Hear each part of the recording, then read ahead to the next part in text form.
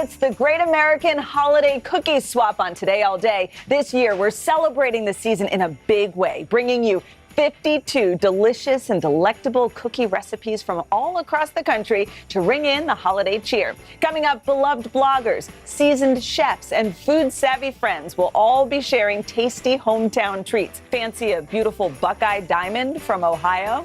How about cookie cow fudge from Wisconsin? Well, just keep watching. Over the next 4 hours, we are going coast to coast, starting in the Northeast. Then we'll head over to the South. Then over to the Midwest, the Southwest, and finally the West Coast. We have an amazing lineup for you today. Celebrity chefs like Duff Goldman and Christina Tosi will be joining us. And you don't want to miss special recipes from Layla Ali and Martina McBride. Plus, a few members of the Today family, including yours truly, will be sharing our favorite cookies to make this time of year. Throughout the show, look for this QR code that will appear at the bottom of your screen for recipes and more information on how you can give back this season. Feeding America, the country's largest network of food banks, is working to fight food insecurity. During this special, scan your smartphone here to find out how you can volunteer or donate to help local food banks fill plates and hearts this holiday season.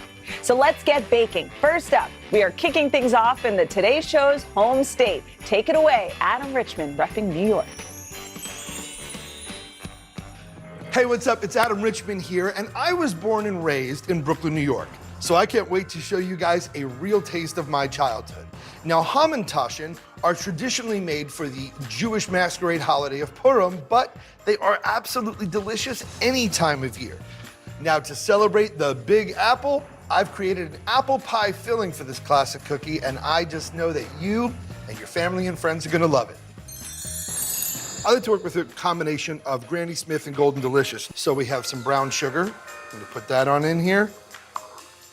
Some granulated white sugar. And we have the confectioner's sugar. So like every good apple pie filling, we're going to add a little bit of lemon juice, a little bit of vanilla, and apple pie spice. And of course, we're gonna add some cornstarch.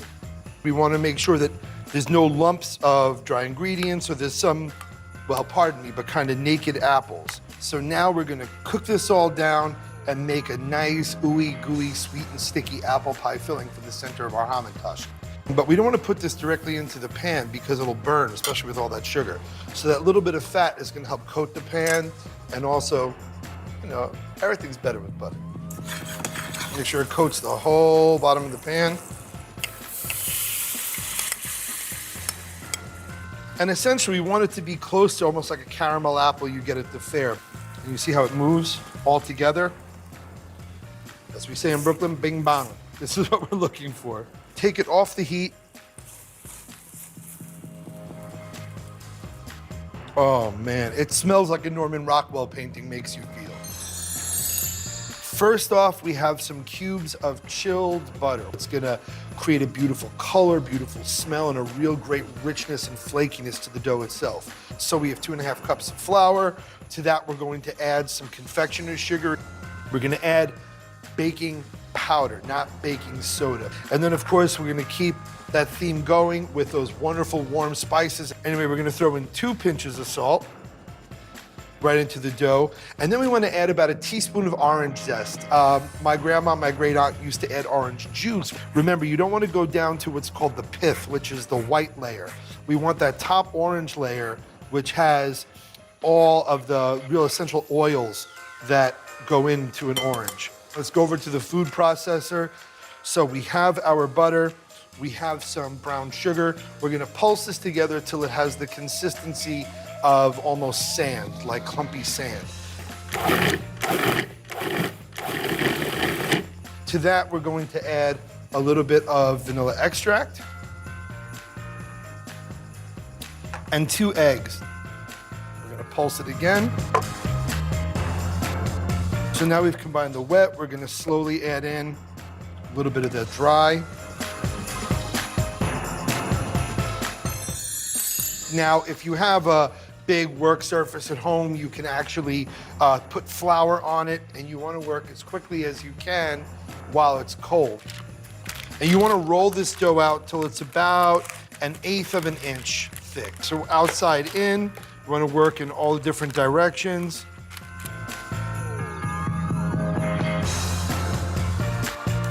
Beautiful rolled out dough right here. So you can use a ring cutter. I actually use a pint glass. Take it, give it a little bit of a twist. And there you go. We have it. Put it right here onto our sheet pan. There you go. So we're gonna take a dollop of this filling. Don't overfill. I can't stress this enough. You want it to be like a little bit of a burst of flavor. So you want to put it in the center, but you want to make sure that there's ample room all around. Take a brush, dip it in the egg wash, and we want to brush all the way around the round of the cookie. That's going to help it stick even during the cooking process. So what I like to do is I take two ends and I make essentially a cone. See? Cone. It has the juice. So I take this. Now we have this sort of fan shape. I bring these up, give it a pinch, and there's the Hamantash. And then we want to go back in with the egg wash and really get on those folds first and foremost. And there's your Hamantash. I'll repeat that just in case you missed it the first time.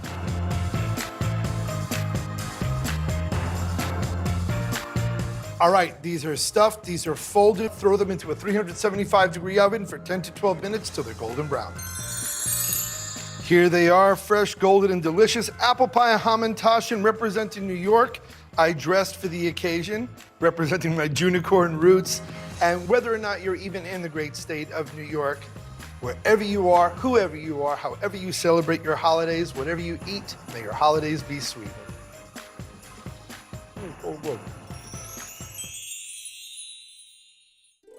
I'm Tiffany Faison, and I'm making gorgeous Fluffernutter cookies from the great state of Massachusetts. Fluffernutter sandwiches are a New England icon. They're peanut butter and sweet marshmallow fluff in a sandwich together. We love them so much, we have a festival to celebrate fluff every year. We're starting with our dry ingredients. Here we have our flour, baking soda, and baking powder. And then we just want to give those a quick whisk just to combine. Now that we have our dries mixed, we are gonna head to Buttertown. So it starts with about 2 cups of butter. This is room temperature butter. Pretty important that it is room temperature. We're gonna add the other butter, the peanut butter. So can't have a Fluffernutter sandwich without peanut butter. Throw this in here. It's gonna get a little gooey and a little messy. Guys, it's cookie time, it's the holidays. Nothing to get concerned about.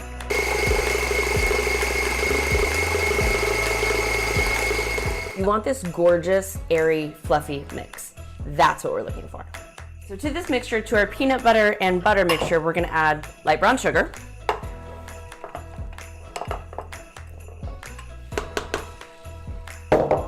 and granulated sugar.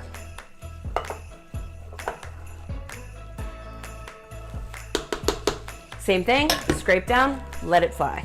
This is our vanilla extract. Just gonna throw that into our eggs before we add it too, just for ease of convenience. Okay, so to our mixture of peanut butter, butter, sugar, eggs, and vanilla, we're now gonna slowly add our dries. Let's get our oats in there.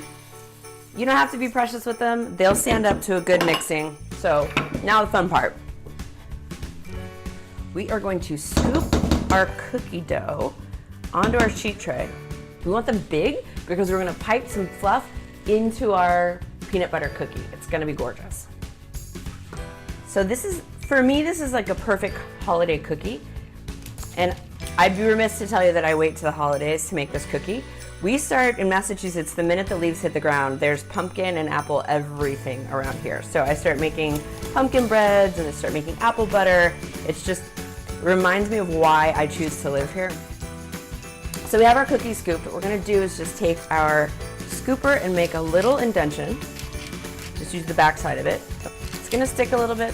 Don't worry about it. Cookies are never meant to be perfect. Just like people. So to this, we have our fluff. Fluff is super versatile. We use this for everything. We fix cars, we, spackle houses, we eat it. Just kidding. So just a little scoop of fluff in the middle, about 1/4 of the total Fluffernutter cookie. Just gonna pipe that in. And you could bake it just like this. You're just gonna have a fluff center. I'm gonna go ahead and just scoop the cookie around the fluff to where when it bakes, it sort of all melts together and it's combined when you eat it. So these guys are going in the oven 8 to 10 minutes, 325 degrees. You can rotate the pan halfway through, make sure that they're cooked GBD, golden brown delicious, really consistently all the way through. It smells incredible in here. It smells like peanut buttery, nutty, buttery goodness. These are gorgeous. The biggest problem with these is their disappearing act that they pull. They're crispy on the outside, chewy and fluffy on the inside. Look at that, so good. It's like the fluff equivalent of a cheese pull in a cookie. You guys have to make these cookies. They really are straight from the heart of Massachusetts. One of my favorite holiday treats. Oh my God, so good. Hi everyone, I'm Zoe Francois, the host of Zoe Bakes, and I'm representing the beautiful state of Vermont. Today I'm sharing a recipe inspired by the flavors of this beautiful state, my Vermont maple raisin holiday cookies. They're chewy and sweet from the raisins with a maple glaze, and they're absolutely perfect for holiday baking. So let's get started. To start my cookies, I'm gonna make a really simple dough. It's a very soft, sticky dough, so once you make it, you wanna wrap it up into a packet and refrigerate it for at least an hour. Once it's chilled, I'm gonna roll it on a silicone mat. I am gonna dust the sill pat with just a tiny bit of flour to prevent it from sticking. I'm gonna take my dough, put it right on top, and then I'm gonna put the plastic right back on top of the dough so that the dough won't stick to my rolling pin. I'm gonna roll this out to a 9 by 11 rectangle.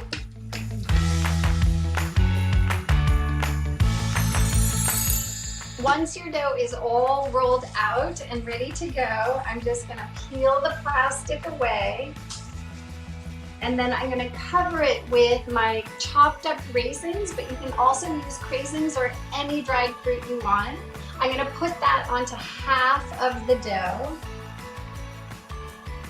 And then I'm gonna fold the other half over the raisins. I'm gonna do the exact same thing. It's okay if those raisins poke through. In fact, you really want them to. It's part of the look, and also then you know that it's thin enough. I have a sheet pan that's covered in parchment paper. I'm gonna use my little Christmas tree cookie cutter, and I'm going to cut out my cookies.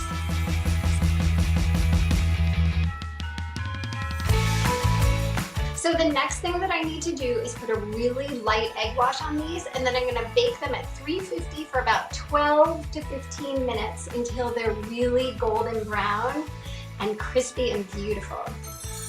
My cookies are totally cooled, and now I'm gonna add the best part, the maple glaze. You want it to be thick enough that it's gonna cling to the cookie, but thin enough that I can just drizzle it.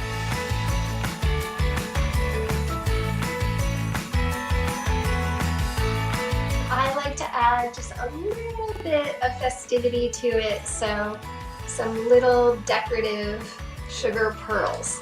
It just makes them a little more holiday. And that's it.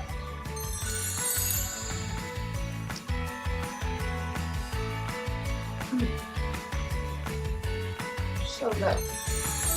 Merry Christmas from my family to yours. Man, those cookies are so festive. I think I'm feeling that holiday spirit. All right, coming up, we've got a gorgeous edible centerpiece and a family recipe from my very own kitchen. Stay tuned for more. The big variable, the storm surge. Why was it important for you to be here? What kind of training regimen? How you doing, Lester?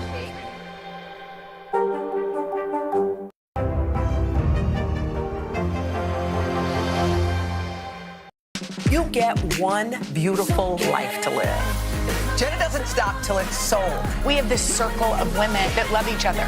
This is a moment we're in right now. This is really electric. Love ya. I love you too. You get one beautiful life to live. What are you gonna do? This show is so fun, but having you as a positive force means really the world to me. Jenna doesn't stop till it's sold, okay? We have this circle of women that love each other. I decided I'm gonna go with the rhythm of life. And you love riding the wave. This is a moment we're in right now. This is really electric. Love ya. I love you too. Hey, podcast fans, ready to unlock our true crime mysteries? Try Dateline Premium on Apple Podcasts. You'll get early access to originals, plus bonus content, and everything is ad-free. So head to Apple Podcasts now to subscribe.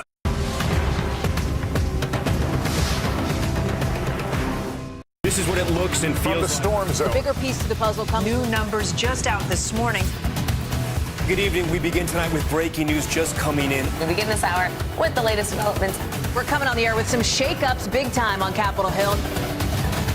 How much water ultimately will be forced inland? Whenever it happens, wherever you are, NBC News, streaming free now.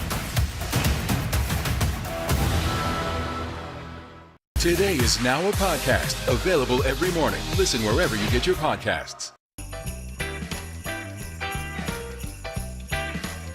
Welcome back to today's Great American Holiday Cookie Swap. Up next, I've been enjoying these Christmas cookies since I was a little girl. It just isn't the holidays in my house without them.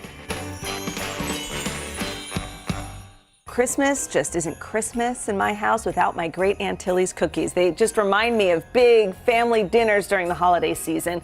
And I love dipping these soft anise cookies into coffee. I even did it when I was little. We're going to start by mixing our dry ingredients. We're going to add baking powder to the flour. And if you need to know anything about my family, we like salt. So a nice hearty pinch of salt, and mix that together. So now we're going to get to the wet ingredients. We're going to start with some vegetable shortening that you want to melt and then cool. We're going to put our eggs right into the cooled vegetable shortening. We're going to add our sugar. Now my Aunt Tilly's secret was an entire bottle of anise flavoring. So when I'm mixing this together, I actually like to let it go for a little while to make it nice and fluffy. So now we're going to add some of the dry ingredients.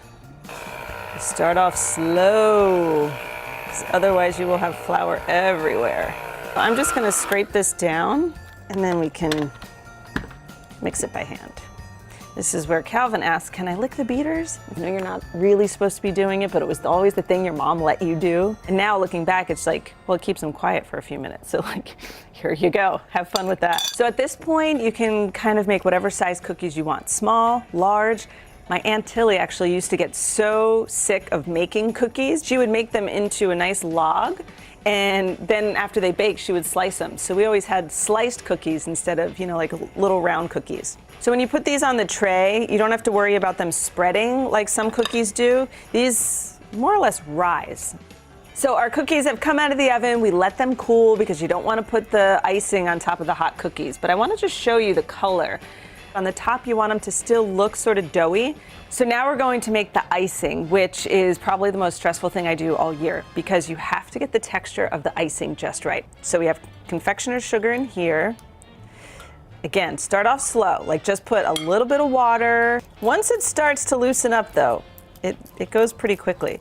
All right, so once we have this here, we're gonna take our cookie, just turn it upside down, and give it a nice little squish on the top. I usually do 2 before I put some sprinkles on because once it starts to harden up, the sprinkles don't stick as much. When it comes to sprinkles, only use these sprinkles. This is all my Aunt Tilly would use. This is all you're allowed to use. They're hard to find. They're nonpareils in multicolors. And then you just sprinkle them on top.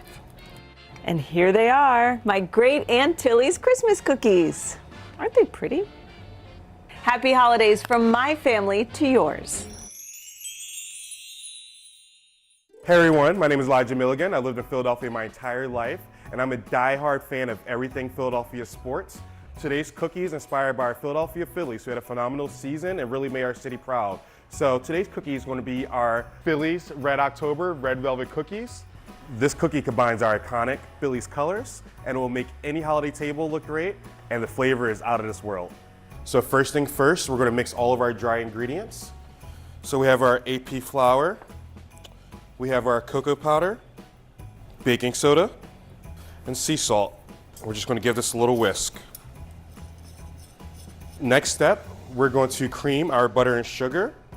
We're just going to add room temp butter and sugar to the stand mixer and beat it for about 5 minutes until light and fluffy. We're just going to go on medium speed. I think 4 should do the trick. Now we're going to add 1 egg, and we're going to scrape down the sides of the bowl as well. And then we're going to turn this back on at low speed. We're going to add our vanilla extract, our buttermilk, and then our red food coloring as well. So we're going to mix this until combined. Look at this bright, beautiful color. Reminds me of Christmas. Reminds me of the Phillies making it all the way to the World Series. So next we're going to mix the dried ingredients. I want to let this go till it's fully incorporated. Oh, these look awesome. All right, this looks ready to go. So we're going to turn this off, scrape any extra off of our paddle. Then we're going to fold in our chocolate chips. Oh, this looks really fun. Make sure those are nicely incorporated. Oh, a little bit extra. This red, man. This is Christmas. This is Phillies. All in one bite. So have a tray ready to go with some parchment. We're just going to scoop these with a 1 ounce scoop, leaving a little bit of space in between. So they are going to spread. Next up, we're going to lightly press down on each mound. And that's just going to flatten it slightly. They don't have to be perfect. You want a little rustic shape to these. So next up, we're going to bake these off at 350, and that should take about 12 minutes. All right, so these have cooled completely. I've already started putting some powdered sugar on these. It just smells so good in here. These look nice and festive. Delicious, warm. Tastes like Christmas. Merry Christmas and Happy Holidays from my Philly table to yours. Hey everyone, I'm Skylar Bouchard and I'm representing the state of Delaware. I grew up in Delaware, and although we're known as the small wonder, our state is full of so many big personalities. So I decided to make big, bold, and flavorful cookies, the sweet corn cookie with a blueberry pie swirl. Our first step is to make the filling. It all starts with frozen blueberries, which I'm adding to a saucepan. And then we're gonna add 1/3 cup of sugar. We're just going to coat the blueberries until they're fully coated. They look like sugar-covered blueberries. We're gonna work on our thickener, which is so easy. It's just 1/3 cup of water, a teaspoon of lemon juice. We're gonna add 2 tablespoons of cornstarch right to the water. We're essentially making a slurry. And we wanna mix this until all the clumps have dissolved, so it's nice and smooth. I can hear our blueberries heating up. The perfect time. We're gonna add all of this right to the blueberries and mix this up. Now we're just gonna add 1/4 teaspoon of salt, and this really enhances that blueberry flavor and makes it taste more like blueberries. Trust me on that. So we're gonna cook this over medium-high heat and bring it to a boil, then reduce to a simmer, cook for 10 minutes, just stirring every minute or so until it's nice and thick. Now we're gonna work on our dry ingredients. This is so easy. You just whisk them all together in a bowl. So we're starting with 2 2/3 cup of all-purpose flour. Then the main character, masa harina. This is used in yellow corn tortillas, and it gives a really distinct corn aroma. Our next ingredient, cornstarch. A teaspoon of kosher salt, 1 1/4 teaspoons of baking soda, and 1/2 teaspoon of baking powder. That's the dry ingredients. That was so easy. Now we're gonna make our dough. It starts by using chilled butter and creaming it with light brown sugar and white sugar. So I just finished creaming my butter and sugar. Now we're gonna add our eggs in. I have 2 chilled eggs, and I'm gonna run this on low speed. So my eggs are all combined. I'm gonna put this on low speed and gradually add in my dry ingredients. All right, I'm gonna use a spatula to help me guide it in. Just a little bit at a time so it doesn't go flying everywhere.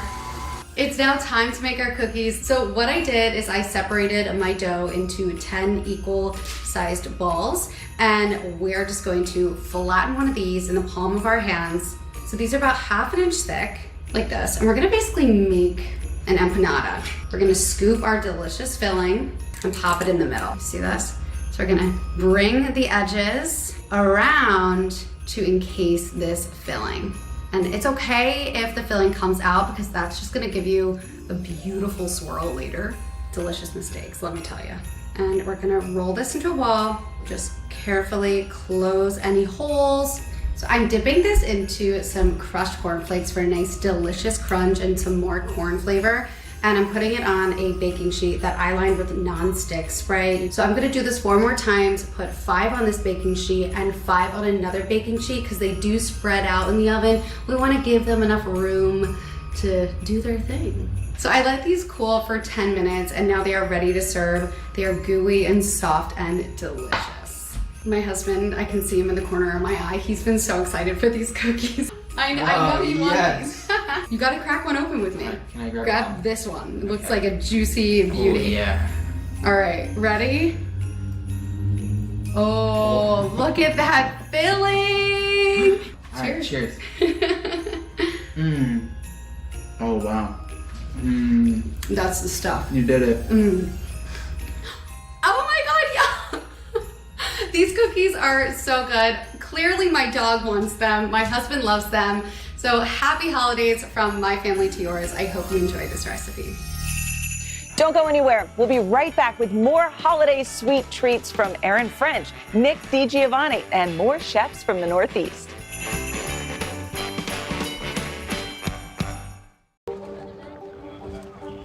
Let's go.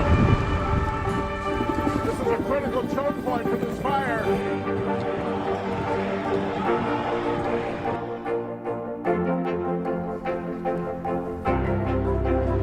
And good evening from New Orleans. Nice to really spend some time with you. Appreciate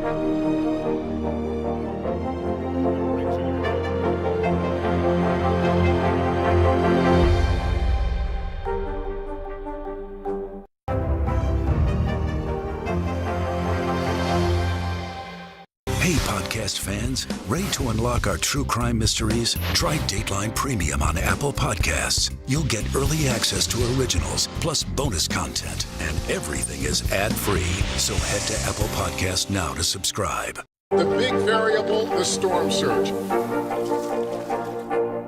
Why was it important for you to be here? What kind of training regimen? How you doing, Lester? Top Story with Tom Llamas, weeknights at 7 on NBC News Now. For breaking news in our changing world, download the NBC News app. Top Story with Tom Llamas, weeknights at 7 on NBC News Now.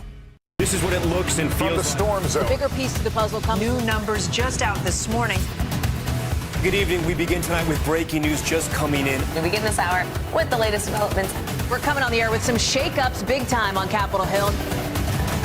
How much water ultimately will be forced inland?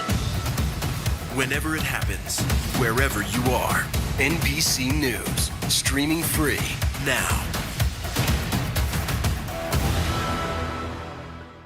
Top Story with Tom Llamas, weeknights at 7 on NBC News Now. Today is now a podcast, available every morning. Listen wherever you get your podcasts.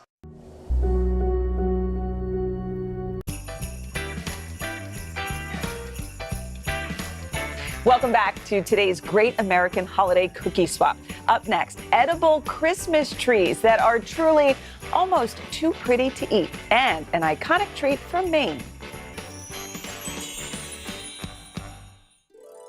Hi everyone, I'm John Cannell, founder of Preppy Kitchen, and there is nothing better than Christmas in Connecticut. From the picturesque decorations around town to snowy walks, it's a wonderful place to celebrate the holidays. One of my favorite traditions is decorating our tree as a family, so today I'm making nutmeg Christmas cookie trees. I love a show-stopping centerpiece, and this edible one is actually surprisingly easy to make. Start with a big batch of cookie dough. Mine has 2 secret ingredients. A little bit of cornstarch will give you a nice sharp edge so your cookies don't spread, and a dash of nutmeg is a wonderful flavor for the holidays. Connecticut's the nutmeg state. We love spices during the holidays, and as an added bonus, I always freshly grate mine for added flavor. I'm rolling my dough out to about 1/4 inch. Our cookies should have a nice structure so they don't fall apart when we stack them. Once your dough's rolled out, it's time to cut your star shapes. We're gonna stack these up at the end. We're gonna transfer these onto a parchment-lined baking sheet. They just need a little bit of space in between each cookie. They don't spread that much. The bottom layers are really big, so you will be re-rolling all the scraps. If you wanna have extra height and drama, you're gonna wanna cut extra cookies to place in between each level. They're gonna be hidden, so they're gonna be smaller shapes, but they're just gonna lift your cookie tree up and make it look that much more realistic. My stars are all cut out. It's time to bake them 375 for about 12 minutes or until they're just taking on a golden color at the edge. Our cookies are baked and cooled golden brown underneath, so it's time to grab a cake plate and assemble them. I mixed up a big batch of buttercream.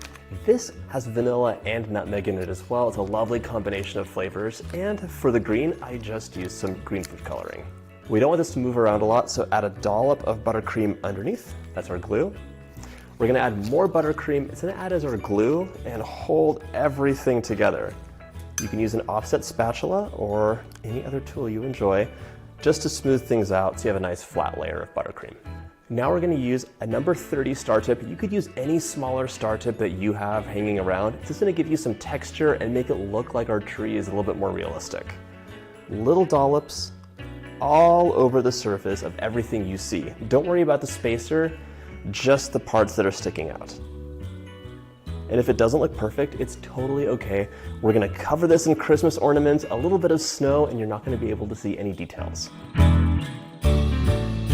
Time for the next layer. Just add some buttercream on top of your spacer, pop the next layer on, and repeat.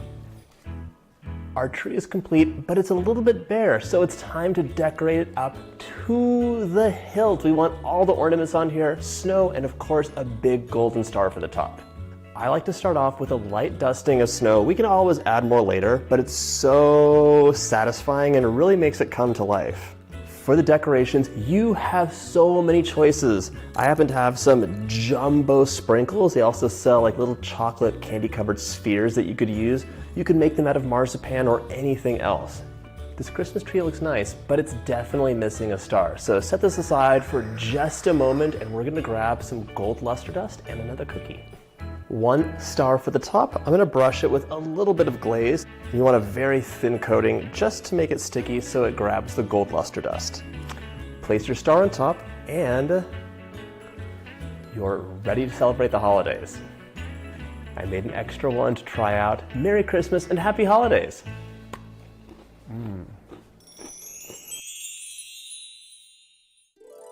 Hi today, all day. I'm Erin French and I'm representing the great state of Maine. I'm bringing you a twist on a classic treat with my parsnip needums. They're usually made with mashed potatoes and are a great way to use leftovers in a unique way. I've spent my entire life in Maine and I'm excited to show off a tried and true sweet from our great state. I'm going to start with a bit of mashed parsnips. A parsnip is a cross between a potato and a carrot, and I'm just going to add in a little bit of butter and then some confectionery sugar.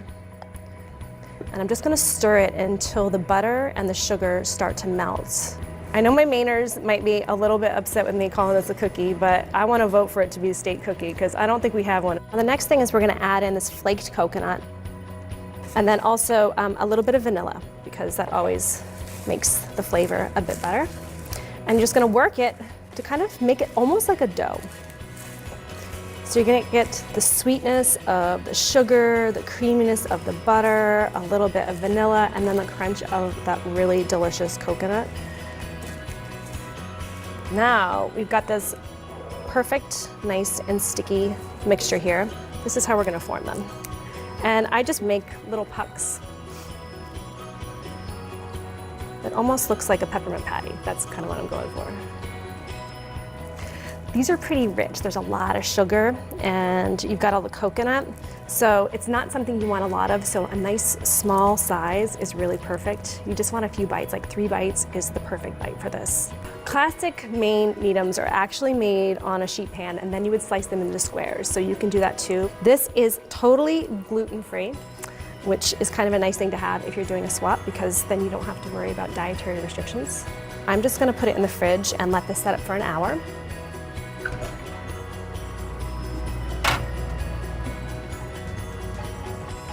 We have a little bit of melted chocolate with some coconut oil. We'll go ahead and dunk them in. Move them around a little bit so they get nice and coated. And I'm just going to carry on and finish the rest of them. And after they set for a second, you can sprinkle them with some salt. I'm making sure that I get both sides because I want chocolate on both sides so you get that perfect bite every time you bite into one. I'm going to sprinkle them with a little bit of Maldon salt. And I love Maldon salt for finishing because it's flaky and it's a little crunchy. Once your chocolate's set, you're just ready to plate and share.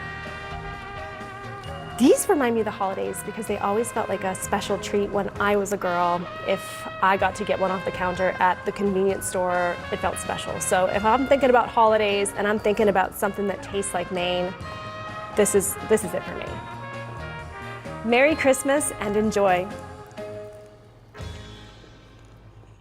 Stay tuned. We'll be back with more cookies.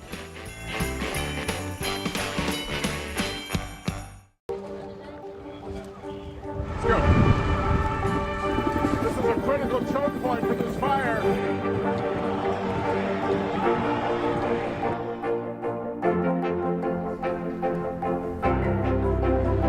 And good evening from New Orleans. Nice to really spend some time with you. Appreciate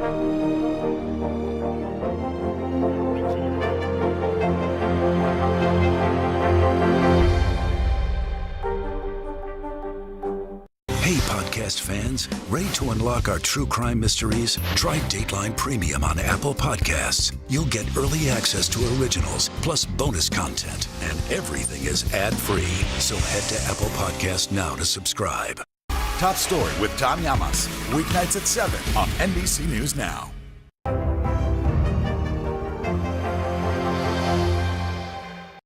You get one beautiful life to live. What are you going to do? This show is so fun, but having you as a positive force means really the world to me. Jenna doesn't stop till it's sold, okay? We have this circle of women that love each other. I decided I'm going to go with the rhythm of life. And you love riding the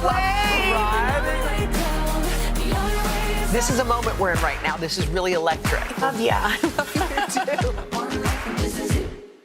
The big variable, the storm surge. Why was it important for you to be here? What kind of training regimen? How you doing, Lester?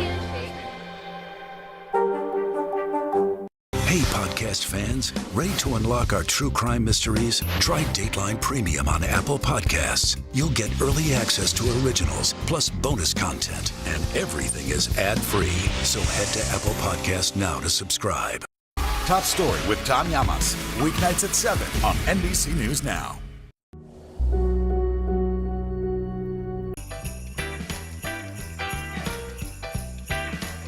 Welcome back to the Great American Holiday Cookie Swap, folks. This next treat will definitely be a crowd pleaser at any gathering this time of year.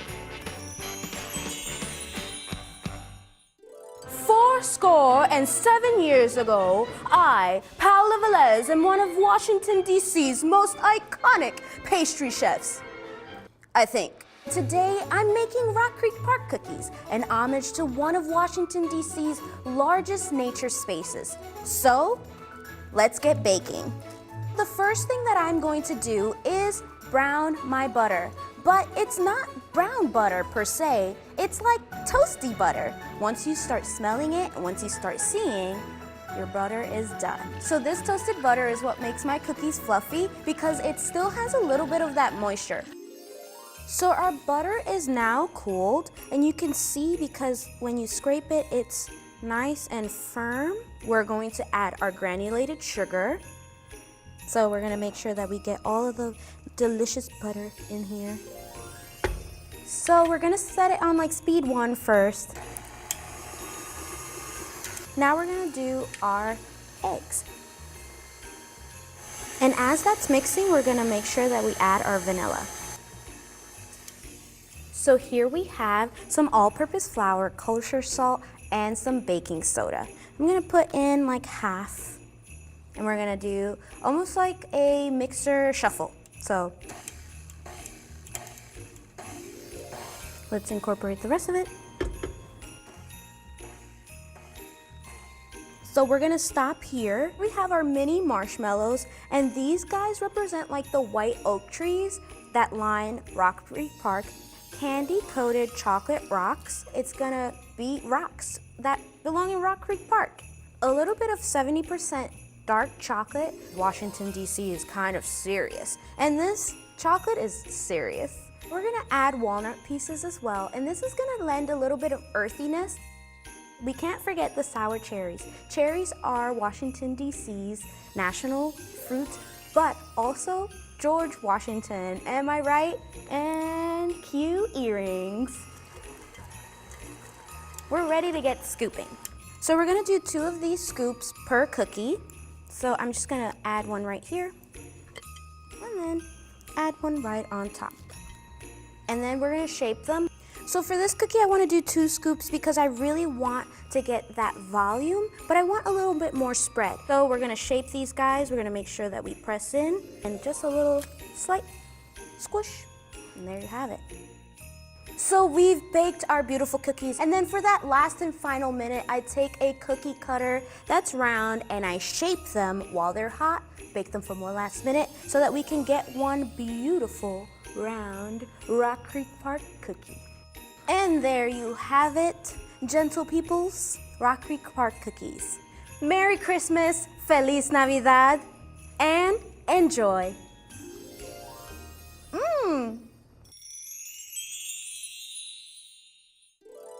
Hi everybody, my name is John Bawadi. I'm the chef and owner of Bearded Baking Company, and I am representing New Hampshire, the beautiful state that I was born and raised. To me, there's nothing better than a crisp fall night, roasting marshmallows, making s'mores by the bonfire. So today, I'm making campfire cookies inspired by those good times. These cookies are ooey, gooey, and delicious. They embody everything that I love about New Hampshire. So let's get started. We're gonna prep up all of our ingredients. So, to begin, we will add all of our dries into one mixing bowl. Next, we will cream our sugar and butter together.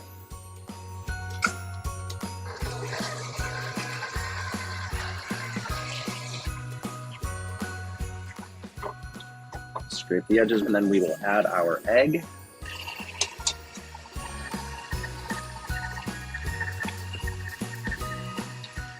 And then we'll add our 1 teaspoon of vanilla.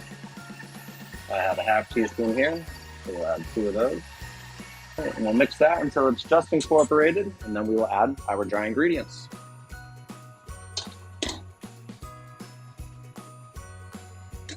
And then as your dough starts to combine and come together, you're gonna wanna add your chocolate chips, marshmallows, and graham crackers as well.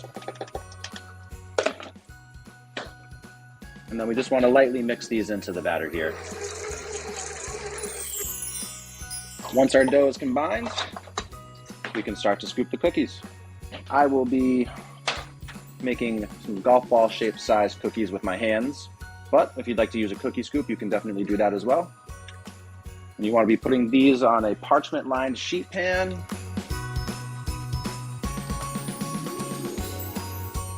All right. Once we have our cookies rolled out, we can start to add some additional chunks of graham crackers and chocolate chips and marshmallows as well. Once your cookies are prepared, we're ready to go into the oven at 350 for about 10 minutes. After about 10 to 13 minutes, you're looking for the chocolate to melt, those marshmallows to be golden brown and nice and ooey and gooey, and your cookies are done. Merry Christmas and happy holidays. Hey, I'm Nick DiGiovanni, and today I'm representing my home state of Rhode Island. I learned my love for biscotti through my great-grandmother, Noni, who immigrated from Italy. And today I've created my own spin, a brown butter almond biscotti, which I'm going to show you how to make right now. So first we're going to start out by making our dough, and for that I'm going to begin with a large bowl, and then into that bowl go in with some brown butter, one of my favorite ingredients in all of food and cooking.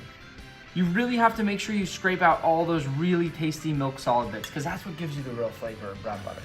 Now into this bowl I'm going to go in with some vegetable oil. The traditional way of making biscotti actually only uses eggs, but it's changed a lot over the years, and even my great-grandmother would say that there is no set way to make biscotti. Into this bowl, I'm gonna add a little bit of brown sugar and then add in our white sugar as well. And we're gonna go ahead and mix all of this together. As a kid, I'd always eat about half the mixture before we added in the rest of the ingredients. At this point, we're gonna go ahead and add in 3 eggs, but we wanna do them one at a time. I've been practicing my one-handed egg crack for many years now. Not necessarily for speed, it's more just a nice little trick to have up your sleeve. After this is well combined, I'm gonna go ahead and add in a little splash of vanilla extract. I have a homemade bottle of vanilla extract that I've been working with for a little over 2 years now. And then just a little splash of almond extract to give it that almond flavor that we're looking for in this biscotti. But you can really flavor yours however you like. Stir that up until combined. I've already combined my flour and baking powder in this bowl here, so I'm gonna go ahead and add that in. And then we wanna go ahead and mix this all together until it's just combined. I'm gonna go ahead and sprinkle in a generous amount of my slivered almonds. You can put as many or as little as you want. Whenever you're baking, as long as you're having fun, I feel like the rest doesn't really matter. Next up, we'll grab a parchment or silpat lined sheet pan and go ahead and add that dough ball right into the center. Then we're gonna go ahead and shape this into a nice log.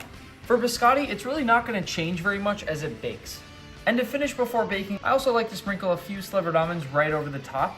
Then all we have to do now is bake until lightly golden and puffy, about 25 minutes at 375 Fahrenheit. This has been cooling for about 10 minutes, so I'm gonna go ahead and transfer it right onto the cutting board. So we're gonna cut at an angle here, slightly diagonally, and as we cut, aim to get about 1/2-inch slices. You can use a serrated knife for this portion if you like, but I sometimes just take one of my sharper knives and that makes it just as easy. Just make sure you're cutting at the proper time, because if you let it cool for too long, it's gonna be too dry and crumbly to actually cut. Once we finish slicing these, we're gonna go ahead and layer them out, cut side down, and you can use the very same parchment or sheet that you used to bake them the first time. Just make sure as you lay them out that you're leaving some space between each of them. All right, my favorite part. Once the biscotti have finished baking, I've let them cool, they've hardened, so it's time to see what they taste like. Oh my God. It's such a sweet, comforting, crumbly cookie, and that perfect combination of brown butter and almond is what really makes this a treat for me. I literally could eat biscotti any time of the day. All right, we'll be back soon with more holiday cookies from Layla Ali, Duff Goldman, and our very own Craig Melvin, making a twist on his mother's signature oatmeal raisin cookie. You get one beautiful life to live. What are you gonna do? This show is so fun, but having you as a positive force means really the world to me. Jenna doesn't stop till it's sold, okay? We have this circle of women that love each other. I decided I'm gonna go with the rhythm of life. And you love riding the wave. This is a moment we're in right now. This is really electric. Love ya. I love you too. Today is now a podcast, available every morning. Listen wherever you get your podcasts.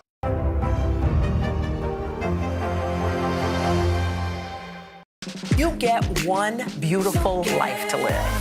What are you gonna do? This show is so fun, but having you as a positive force means really the world to me. Jenna doesn't stop till it's sold, okay? We have this circle of women that love each other. I decided I'm gonna go with the rhythm of life. And you love riding the wave. This is a moment we're in right now. This is really electric. Love ya. I love you too. The big variable, the storm surge. Why was it important for you to be here? What kind of training regimen? How you doing, Lester?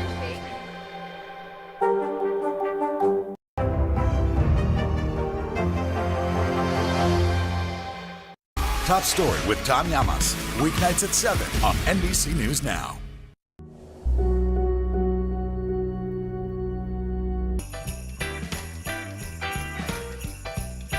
Welcome back to the Great American Holiday Cookie Swap. The Northeast definitely brought the sweet holiday spirit. So let's see if our next region is ready to impress. We are headed south from Virginia to Kentucky, Florida to Louisiana. We are about to cover a huge portion of our country. Look out for cake guru Duff Goldman and our own Craig Melvin coming up soon. But let's kick things off with a true legend, Layla Ali, with a sweet tribute to her father.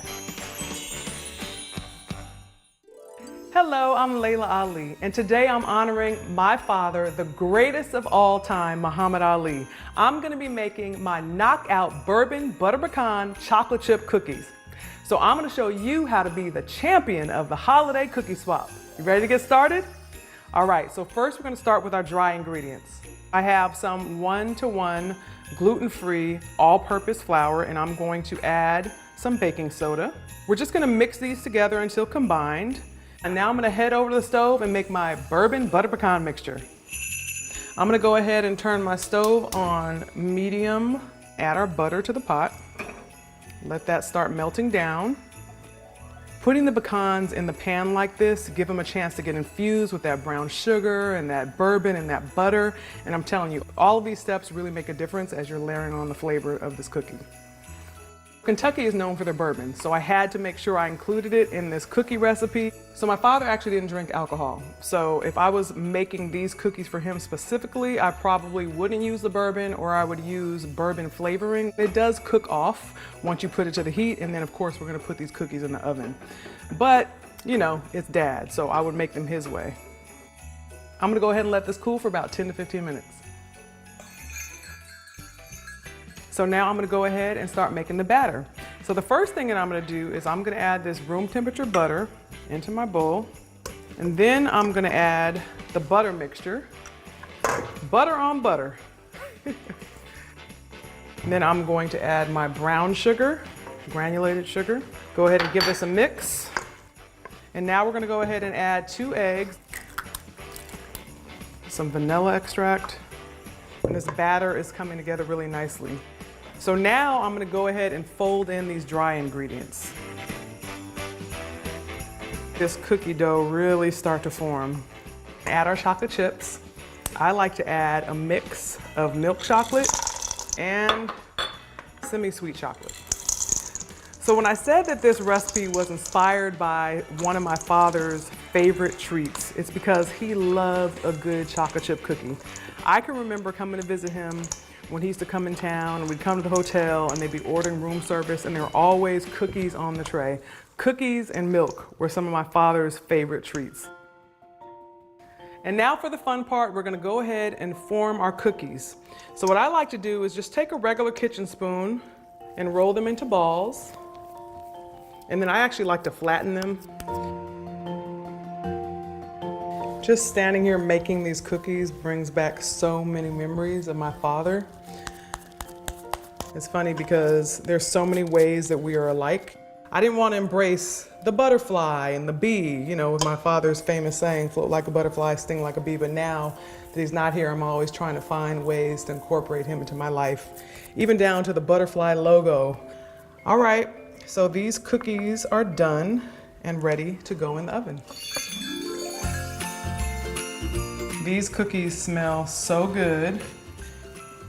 And I know if my father was here to eat one, he would totally want 2 scoops of vanilla ice cream to go with this. So it would be cookies a la mode for him. In fact, I like the size of this cookie because you can totally make an ice cream sandwich with them. These are my knockout bourbon butter pecan chocolate chip cookies. Try them because I know you're gonna love them. Up next, more sweet treats from the South. Hey, what's up, everybody? I'm Duff Goldman, and I have been operating Charm City Cakes out of Baltimore, Maryland since 2002. And today I am demoing a cookie from Baltimore that's been around for over 100 years. So a burger cookie is like, it's kind of somewhere in between a cookie and a cake, and it is piled high with frosting. So let's get started. The first thing we have to do is make the actual cookie. So what I'm gonna do is cream together some butter and some sugar. So here is 5.5 tablespoons of butter, and here's the sugar. A little bit of salt. Always a little bit of salt. So turn the mixer on. I'm gonna start it slow, so I don't wanna make a big mess. And then once it gets going, I can really like speed it up. I have a screen. You can use any kind of mesh strainer. I'm just gonna dump my flour in here and my baking powder. Isn't that satisfying? Turn the mixer back on. And I'm gonna add about half the flour. I have an egg and some vanilla. So now I'm gonna add about half of that liquid. As much as you can, I mean, it's an egg. Now, I'm gonna add the other half of the flour. And then, the rest of the egg mixture. So I have a cookie scoop here. This is like 1.5 inches, 1.25 inches, something like that. I'm gonna scoop some of the batter, then make sure you scrape it on the side of the bowl and really make sure that it gets flat on one side. Drop it onto the paper, just like that. So now what I like to do is once I have the cookies scooped out, I like to clean them up a little bit. So I put a little bit of water on my fingers. And then any sort of like little thing that's sticking out, just kind of pat it back down like that. So these are gonna go in the oven at 400 degrees on the middle rack for like 7 to 10 minutes or so. You wanna bake these until you just start to see a little bit of color right near the tray. So this is my chocolate frosting. It's just chocolate, cream, salt, a little bit of corn syrup, melted on the stove, and now I'm just gonna add powdered sugar to it. And just spread just a tiny bit. You don't need a lot. Just spread some on the flat side of the cookie. And then we're gonna let that dry. Okay, there we go. So now we're gonna let these cookies cool. Then we're gonna let this frosting cool. And then we're gonna really add the correct amount of frosting. So now you're gonna put a ridiculous amount of frosting on it. That's, for me, what really makes burger cookies amazing is how much of the pretty sweet frosting sprinkle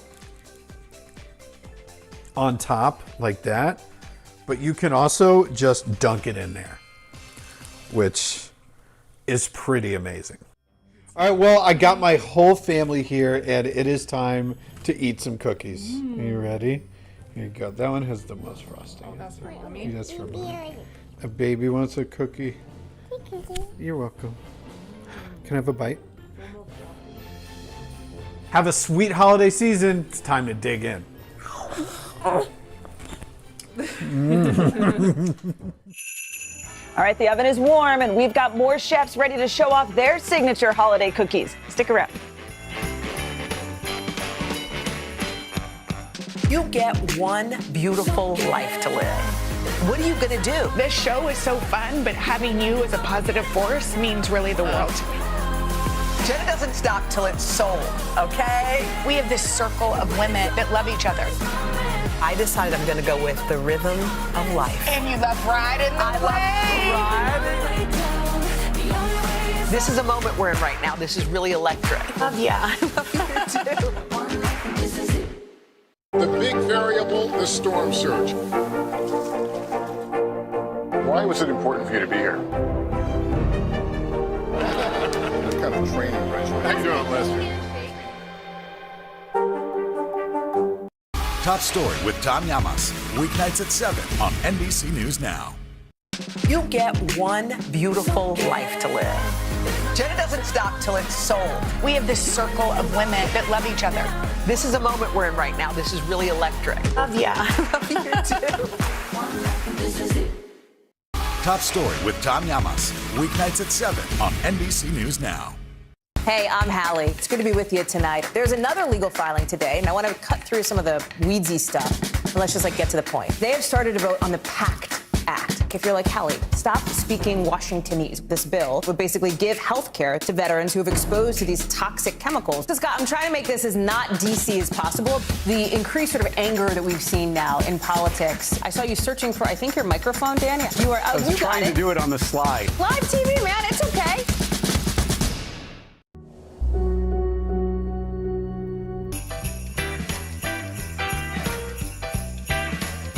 Welcome back to the first ever Great American Holiday Cookie Swap. We are kicking off hour number 2 of our marathon with even more amazing chefs from the South. Coming up, we've got not one, but 2 unique thumbprint cookie recipes, a cookie with candied bacon, and a portable peach cobbler. Throughout the show, look for this QR code. It's at the bottom of your screen for recipes and more information on how you can give back this season. Feeding America, the country's largest network of food banks, is working to fight food insecurity. Scan your smartphone here to find out how you can donate to help fill plates and hearts this holiday season. Now, first up this hour, our very own Craig Melvin is sharing a special treat he's been enjoying for years. Hello, everyone. Craig Melvin here with my wife, Lindsay, my son, Delano, my daughter, Sybil. Many of you know that I'm a proud son of the great state of South Carolina, so we are going to pay tribute to my state and my family by making my mother's oatmeal raisin cookies, but we're going to add a treat to make it especially southern. We're going to add pecans, or as you say, pecans. Let's do it, family. Lindsay's going to start us off. She's our baking leader. All right, so the first thing is you start with a bowl, a big glass bowl, and you put in 1 cup of all-purpose flour. You want to add that one in. Now, you add 2 teaspoons of baking soda and a ½ teaspoon of salt, and then you whisk that together. Oh, can I whisk it? Go for it, but please Slowly, be gentle. Now, we go to another large bowl with 1 stick of butter. You add your brown sugar, 1 cup of brown butter. Fun fact, that was my nickname in high school. It was. Yeah, it all comes back to brown sugar. Why'd they call you brown So you put the brown sugar in there. Put that in there, Seth. A ½ cup of sugar to the brown sugar. And now you mix. But you gotta hold it down, son. You gotta get in there. That's how you do it. No, you're not licking anything here. We're making these cookies. You ready for your vanilla? A little vanilla, 2 eggs. There you go. Okay. You know what? You will make that work. Sometimes it happens. Well, you got the yolk in. That's okay. But for you at home, you want 2 full eggs. So this does actually kind of remind me of what it was like making cookies at home when I was a little boy, because it was just as much of a disaster as this is. However, when the cookies were done, they magically were edible and tasty. Now it's time, kids, to add the dry ingredients. Let's add the dry ingredients. Gradually, mix, mix, mix, mix. Sibby, you're doing a great job with the mixer. Yeah, much better with the mixer than the egg. Than me? No, never, son, never. I am better at you. Equal. Now, after you've got that mixed together, we're going to add the oats. It's 3 cups of oats. There you go. There you go. And then we're going to put 3/4 cup raisins and some chopped pecan. So where I'm from, it's pecan. Where I'm from, it's pecan, but also I say aunt and you say aunt. That's true. So I think that, and also just a note, if you want these cookies without pecans or pecans, they would be very tasty. Yes, if you have a nut allergy, you leave out the pecans. This actually does bring back memories, because looking at the batter here, that's exactly what I used to do. I used to taste a little bit of the batter, just a smidge. And my mom would only make these actually around the holidays. Like, you didn't get these like in the middle of summer. This was a special holiday treat. So this is nice. I'm glad. The way to do this is you take a teaspoon and you spoon them out, and you want to make sure to put it about 2 inches apart from one another on the parchment paper. These are a little rough around the edges. The balls don't have to be perfect. No cookie should be perfect. You guys doing a great job. Great job, team. High five, girl. A fist pump, girl. Oh, look at that. The oatmeal raisin on the nose. Ha ha. These are going to go in the oven, 350 for about, we're talking somewhere between 11 and 13 minutes. And the cookies are done. And the cookies are done. Betty Joe's soon-to-be world-famous oatmeal raisin pecan cookies. What's the word, guys? What do we think? How do they? I just need a little milk. Can I go get some milk? Sure, I'll get you some milk. Merry Christmas from our family to yours. Cheers. Cheers. Cheers. Cookie cheers.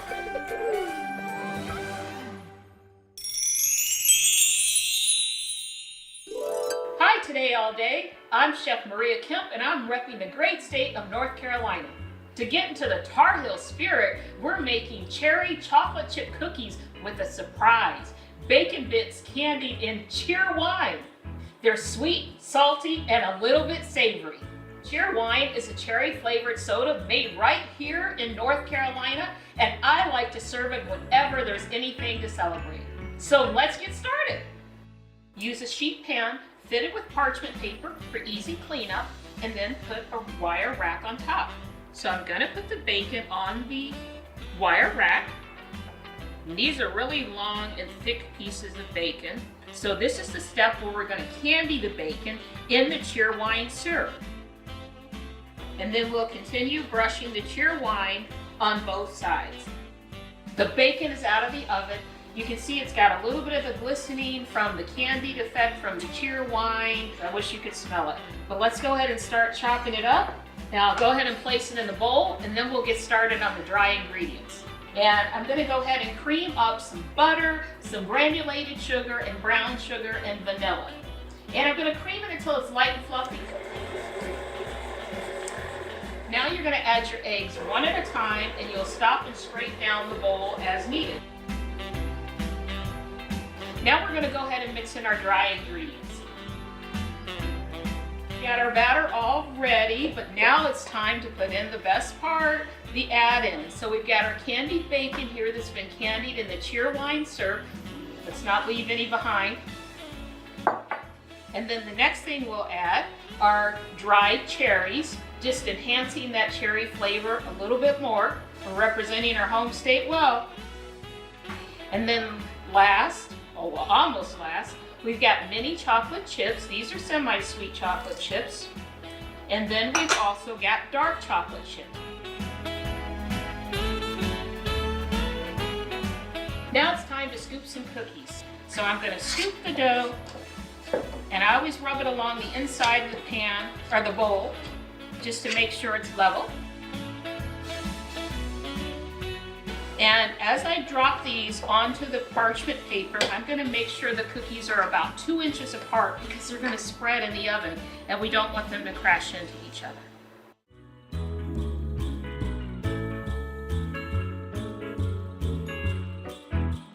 Now you're gonna bake these in the oven at 375 degrees for about 8 to 11 minutes until they're light brown around the edges and have just a little color on top. Now look at when I break it, see that texture? It's a little chewy, and I can see a luscious dry cherry there and the chocolate chips. Oh, and they smell so good. Happy holidays from my family to yours. Hi everyone, Elizabeth High School here. You know I'm representing the great state of Mississippi today. I've lived in Mississippi my entire life, and there are a few things I love more than these chocolate pecan tassies. Growing up, I had pecan trees all over my yard, and this was one of the best ways to use them. Y'all are gonna love this recipe. So we're gonna start with 2 eggs. We're gonna go ahead and get those beaten up, and then we're just gonna add melted butter to it. We're also adding a little bit of cornmeal, a little bit of vanilla, and some salt. Once this is mixed thoroughly, we're gonna hop on over here to our stove. I already have some dark corn syrup in here, and I'm turning this all the way up because what we wanna do is bring this to a nice boil. So we are gonna go all the way up with that, and then we're gonna add some white sugar. We're also gonna add some brown sugar, and honey, then we're gonna add a little bit of bourbon. I wish I had a little bit more, a little shot wouldn't hurt anything right now. You know, that always helps with the holidays, doesn't it? And while this is going, I'm gonna give this one more whisk before we start to temper these eggs. And all that means is We just want to add a little bit of the boiling sugar to our eggs so that we don't curdle them, okay? So now we are at that boiling point, and you'll see what I'm doing. I'm just gonna add a tiny bit while I'm whisking, okay? We're slowly bringing this up to make sure that those eggs are perfect. Okay, perfect. We'll put that right back there. Give this a nice mix. So this is the consistency that we're looking for. It's almost like thin honey. Now we're gonna put this to the side and I'm gonna get ready to make my dough. So what we've got here, this is a mixture of flour, cream cheese, and butter. And then we rolled it into a nice disc and then put it in the refrigerator. And if you see, I'm just pinching and making almost like a marble-sized ball. And then what we do is we take our finger, and you want to make sure that you pull this dough all the way up to the edges. When we add our filling, none of it's going to seep over the side and you'll have a pretty tassie. This dough, to me, is one of the simplest doughs on the planet. So one of the great things about these tassies is that during the holidays, we are so busy, and these freeze beautifully. So what we can do is go ahead and make them now, stick them in the freezer. I mean, they'll keep for a month, so you don't have to worry about them all. And honey, you are already ahead of the game. Okay, so here we go, and now we've got this finished. And now to my favorite part, the chocolate and the pecans. I'm gonna start with a few of these chopped pecans. Make sure that they're finely chopped, just because these tassies are so small. You just want these nice, chopped finely pecans. And then we're gonna use mini chocolate chips. And that's also gonna help, because if we were using the big chocolate chips, it won't get mixed that well. Now, this is our filling. Make sure that you don't fill it too much, because this filling does have a little tendency to bubble over. So very carefully add this in. Good. And now we're just gonna top with a few pecans. There we go. And now what we're gonna do is these are gonna go into a 350-degree oven for about 25 minutes until that center is set and the crust is golden brown. So we've waited 10 minutes, which was hard to let them cool, but here they are. They are golden brown, perfectly set in the middle, and ready for your holidays. Have a super sweet Christmas season, y'all. Man, those tassies look just like mini pecan pies or pecan pies. I can't wait to try those at home. We'll be right back after this.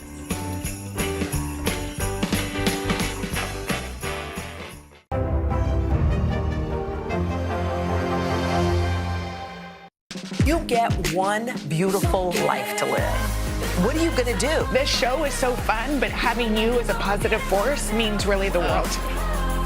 Jenna doesn't stop till it's sold, okay? We have this circle of women that love each other.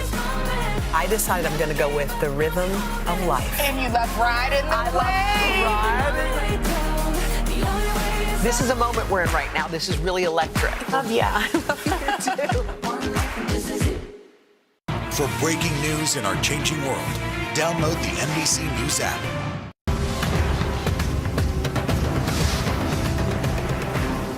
Hey, I'm Hallie. It's good to be with you tonight. There's another legal filing today, and I want to cut through some of the weedsy stuff.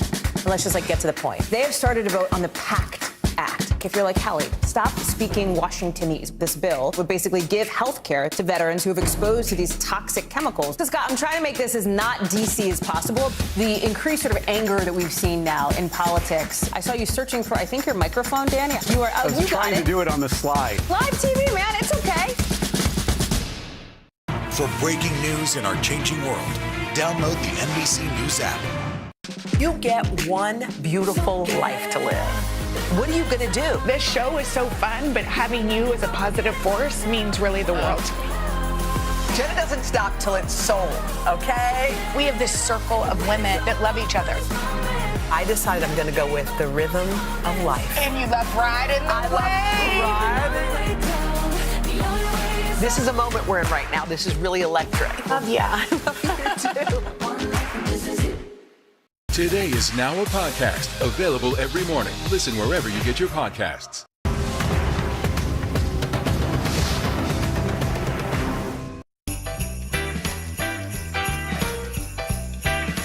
Welcome back to the Great American Holiday Cookie Swap. Next up, is everything really bigger in Texas? Chef Tiffany Derry is here to share a classic Southern recipe. Hey everyone, it's Tiffany Derry and I'm representing my home state of Texas. In Texas, we love our pecans. It's actually the state nut. Even the pecan pie traces its roots all the way back to Texas. Today, I'm bringing you all of that sweet, buttery goodness, but in a candy. Okay, first thing we're gonna do is put in our evaporated milk, our brown sugar. I'm using a light brown sugar and white sugar. So we're gonna let this cook at a medium high. Once it comes up to a boil, we're gonna cook it to at least 235 degrees. And that's why I have my candy thermometer today, to make sure that we hit that stage. If we don't hit that temperature, it won't harden when we get ready later to let it sit. I remember growing up, my grandmother would make it, and it would take her all day to make these huge pots of pecan candy. It would be like 5 hours, and we would have to take turns stirring and doing all of those things, but my grandmother would cook it really slow. As you continue to cook the sugar and the milk mixture, you'll see that the colors are changing. You should see this really beautiful caramel color. It happens quick. If you mess it up, you just gotta start over. So I take the half pecans and I just slightly break them in my hand. I don't want them to be too big. And now we want the pecans to get a little bit of a bath in this sugar mixture so that the flavor of the pecans will now be in that caramel. We're gonna let that cook a little bit. We're gonna add a touch of salt here. We're gonna finish it with some butter, little orange zest, and vanilla extract. Orange zest is really my play on it. My family didn't do the orange zest in the beginning, but after I did it, they all love the flavor and love that it really kind of woke up the sauce. I'm gonna turn off the fire just for a second. What's gonna happen is that mixture is gonna thicken just a little, right? And then we're gonna scoop out little pecan candies. And you can make smaller, you can make larger ones. I think this is a really good size. So now that we've cooked the pecan candy, we're gonna allow it to sit for 20 minutes to get firm. These look fantastic. These are a little warm right now, but right now I am so excited, and oftentimes I really can't wait. And these are some of my favorite bites. I can't wait for you to make these. Delicious. That little orange and pecan, match made in heaven. Happy holidays, y'all. Hey everyone, Chef Jonathan Harrison here, coming to you from my home kitchen in Columbiana, Alabama. In my recipes, I love to highlight the wonderful cultures that have touched our food and defined modern Southern cuisine. Today, I'm baking up a twist on a classic Alabama dessert, lane cake cookie sandwiches. This coconutty, citrusy cake with a boozy bourbon kick was made famous by Harper Lee's To Kill a Mockingbird, and each ingredient here packs a major flavor punch. All right, y'all, let's dive in with this cookie dough. First up, we want half a cup of softened butter going into our mixer. And we're gonna cream that together with half a cup of granulated sugar and some brown sugar. When that's light and fluffy, we're gonna take an egg and some vanilla and mix those in until they're well incorporated. Once that's well incorporated, we're gonna take our dry ingredients of all-purpose flour, baking soda, and salt, and we're gonna mix it in half at a time. And once that is well mixed, we're gonna add our lane cake flavor bombs. We've got toasted pecans, we've got bourbon-soaked raisins that have been soaked until plump, and then the bourbon has been poured off. And we're gonna mix that until it's just incorporated. Then you want to grab a 1 ounce scoop and scoop these out onto an ungreased baking tray about 3 inches apart. Then into a 350 degree oven for 8 to 10 minutes, just until they've flattened out and they're about 2 to 3 shades darker than they were when we put them in. All right, next up, we're gonna get started on our eggnog buttercream. We've got 1 cup of unsalted softened butter in our mixer here, and we're gonna get that nice and creamed up. So with this buttercream, we want to add 1 cup of confectioner sugar at a time on low speed, and then we wanna scrape the bowl as needed. And next up, we're gonna add all those Christmas flavors we love. We're gonna add 2 teaspoons of vanilla, orange zest,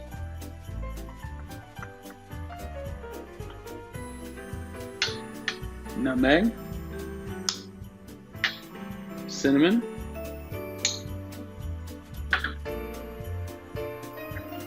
and a little bit of salt. All right, y'all, next up, it's time to assemble. We are gonna take 2 cookies of around the same size, and then we are going to grab our piping bag full of our eggnog buttercream. We are going to give it a little dollop in there, about 2 tablespoons. Take our other cookie, put it over the top. Next up, we're gonna add our bourbon caramel over the top. Little drizzle. And final touch, because these guys are pretty sweet, we're gonna add a little bit of flaky sea salt over the top.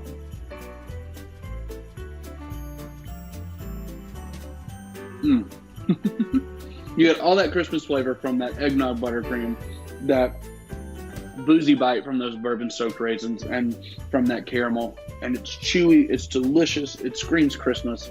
You got to give these a try, guys. Alabama Lane Cake Cookie Sandwiches. Don't go away, y'all. We'll be right back with more sweet treats from the South. You get one beautiful life to live. Jenna doesn't stop till it's sold. We have this circle of women that love each other. This is a moment we're in right now. This is really electric. Love ya. Love you too.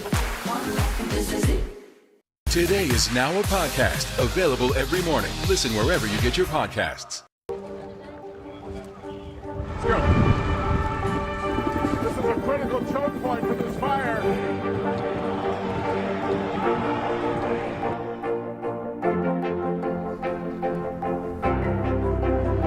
And good evening from New Orleans. Nice to really spend some time with you. Appreciate it.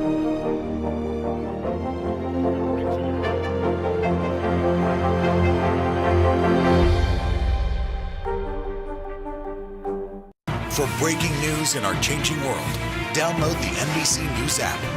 Today is now a podcast available every morning. Listen wherever you get your podcasts.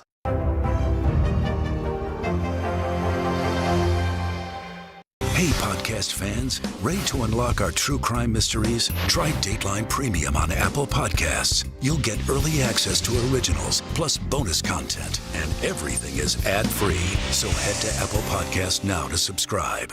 The big variable, the storm surge. Why was it important for you to be here? What kind of training regimen? How you doing, Lester?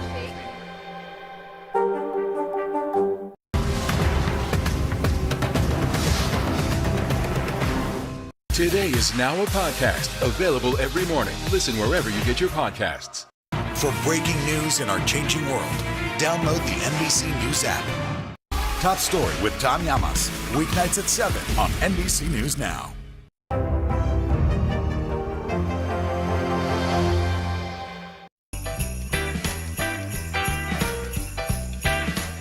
Welcome back to today's Great American Holiday Cookie Swap. We are working our way through the South with more delightfully tasty takes on classic cookies. Hi everyone, Chef David Rose here. This holiday season, I'm making Georgia proud with my peach cobbler cookies topped with bourbon peach glaze. First things first, we have our flour that's sifted over here to the left. Now we're gonna add cinnamon, salt, because salt is very important in whatever you're making. It amplifies whatever flavors are in the cookie. And baking powder, because you want your cookies to be nice and fluffy and rise, not be flat. So we have our whisk. Next up, what I have over here is I have some butter and I have some sugar. You want to cream that till it's nice and incorporated. To this, I'm going to add a little bit of vanilla bean. The reason I'm using fresh vanilla bean is because the flavor is more vibrant and give you that really extreme, in-your-face, upfront vanilla flavor. So we open up our bean with the knife, and you just take the knife and just scrape out all the seeds. No vanilla bean seeds left behind, And just scrape out both sides. You want to start the blending process out very slow. as to keep all of the contents in the bowl where they belong, not on our shirt. So we add milk. As everything starts to come together, you kind of bring the speed up even quicker, but we're gonna go ahead and add some egg yolks in there. We wanna slow it back down because we cannot forget about our dry ingredients. So back to the flour we go, and into the bowl. Something about cookies in the holidays just really bring a smile to my face. And what we have here are our diced canned peaches in heavy syrup. So into this we go, little by little. And we don't want to crush or bruise or puree those peaches, so we're just folding it in. The very worst thing to happen is you're cooking, you're baking, the cookies look brown, they look delicious. You go to take them off, the cookies don't come off. So parchment lined baking sheet is a must. All right, and just place them on the parchment lined paper and about 1 inch apart from each other because the cookies are gonna spread.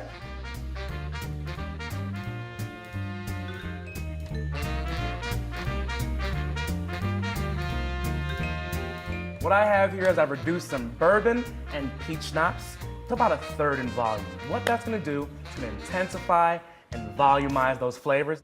What I have over here is that reserved peach heavy syrup, and I'm going to make a slurry. So what I'm doing right now is I'm gonna whisk a little bit of cornstarch into this.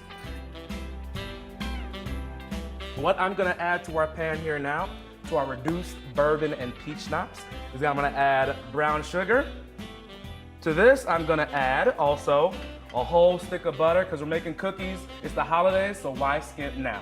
Whole stick of unsalted butter.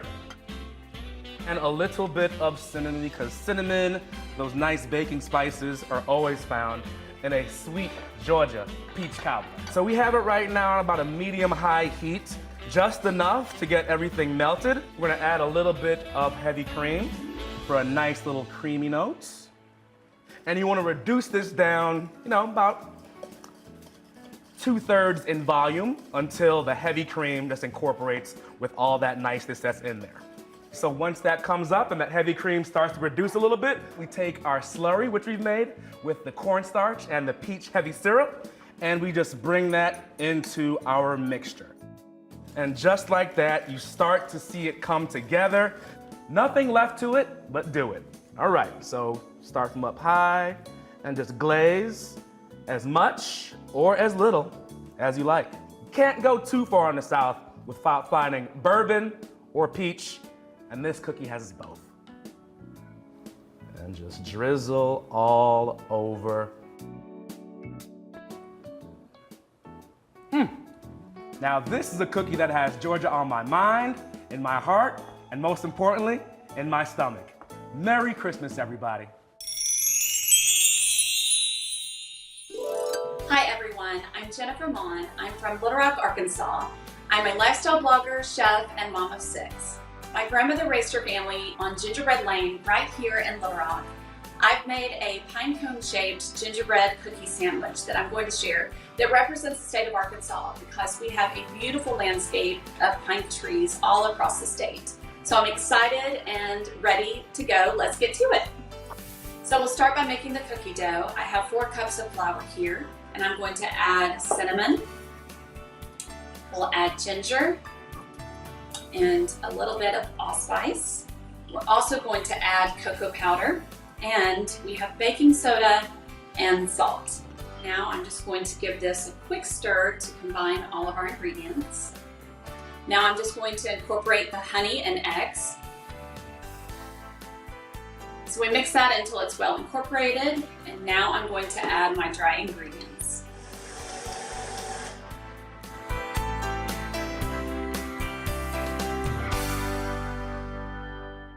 So now I'm going to roll out the dough, and if it's easier, feel free to split some of it off to make it easier to work with. Okay, so now it is time to cut the pine cones. So you'll cut 24 of these pine cone shapes and then transfer to your baking pan.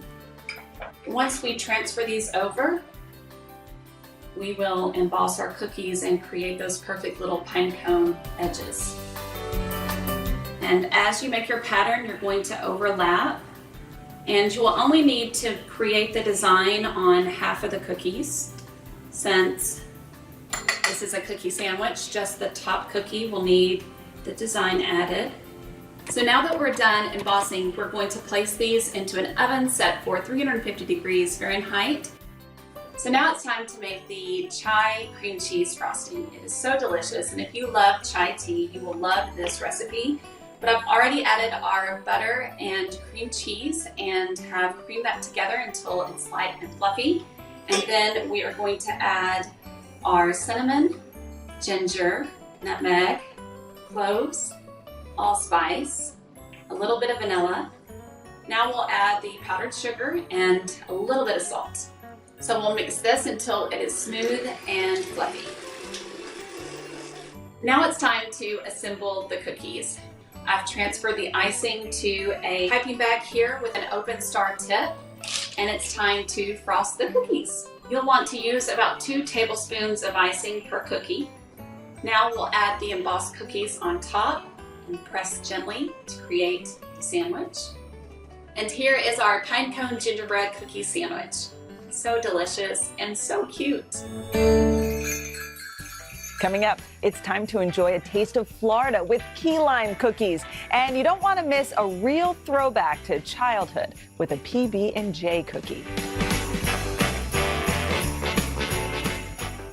Hey, podcast fans, ready to unlock our true crime mysteries? Try Dateline Premium on Apple Podcasts. You'll get early access to originals, plus bonus content, and everything is ad-free. So head to Apple Podcasts now to subscribe. Top Story with Tom Llamas, weeknights at 7 on NBC News Now. For breaking news in our changing world, download the NBC News app. This is what it looks and feels From the storm zone. The bigger piece to the puzzle comes. New numbers just out this morning. Good evening. We begin tonight with breaking news just coming in. We begin this hour with the latest developments. We're coming on the air with some shakeups big time on Capitol Hill. How much water ultimately will be forced inland? Whenever it happens, wherever you are, NBC News, streaming free now. Hey, podcast fans, ready to unlock our true crime mysteries? Try Dateline Premium on Apple Podcasts. You'll get early access to originals, plus bonus content, and everything is ad-free. So head to Apple Podcasts now to subscribe. Today is now a podcast, available every morning. Listen wherever you get your podcasts. This is what it looks and feels From the storm zone. The bigger piece to the puzzle comes. New numbers just out this morning. Good evening. We begin tonight with breaking news just coming in. We begin this hour with the latest developments. We're coming on the air with some shakeups big time on Capitol Hill. How much water ultimately will be forced inland? Whenever it happens, wherever you are, NBC News, streaming free now. Top Story with Tom Llamas, weeknights at 7 on NBC News Now. Today is now a podcast, available every morning. Listen wherever you get your podcasts.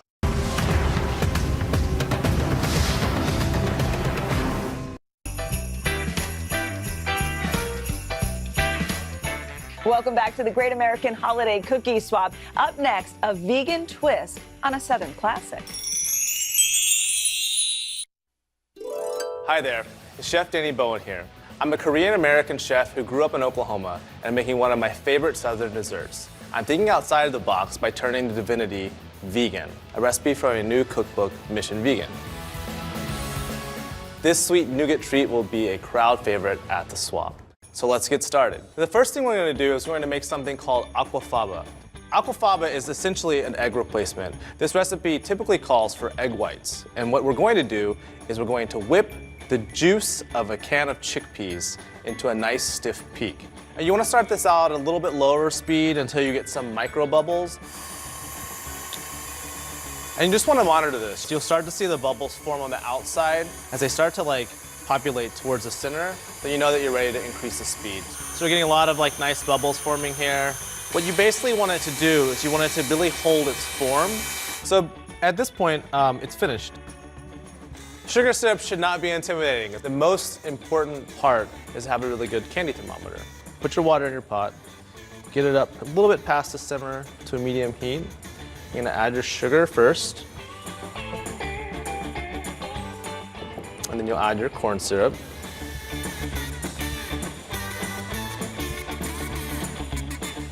Okay, just mix that together until you feel there are no clumps. So the temperature we're trying to take this to is around 250 to 255. Hardball stage sugar is between the temperatures of 250 to 265. Basically, hardball stage of sugar is when you cook a sugar solution or sugar syrup to where it can be formed into a ball. So now we're at the hardball stage. I'm gonna take this off the heat. I'm going to add the vanilla extract to the aquafaba and turn this back on to like a medium. We're gonna slowly drizzle in the sugar syrup in a thin, steady stream. It's gonna take anywhere from 3 to 5 minutes. I think a good indicator also visually is it should kind of look like a buttercream if you make frosting. I'm gonna get a spatula and scrape off as much of this as you can. And it will be a little sticky. Fold in your pine nuts and pecan. And then from here, you're gonna just offload it onto a oiled sheet tray. And the oil, what it's gonna do, it's going to help you dip your fingers in, it's gonna help you spread this evenly. So we cue the nougat spreading music.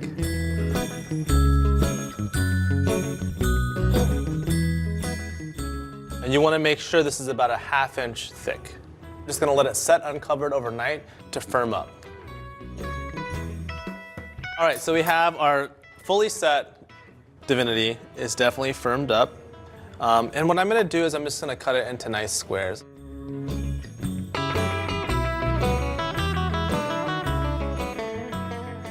So here you have it. These are my vegan divinities from Oklahoma. So good.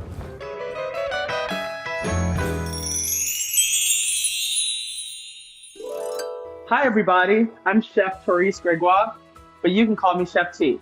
My family hails from a tiny island in the Caribbean called St. Vincent, and my grandmother was actually a peanut farmer.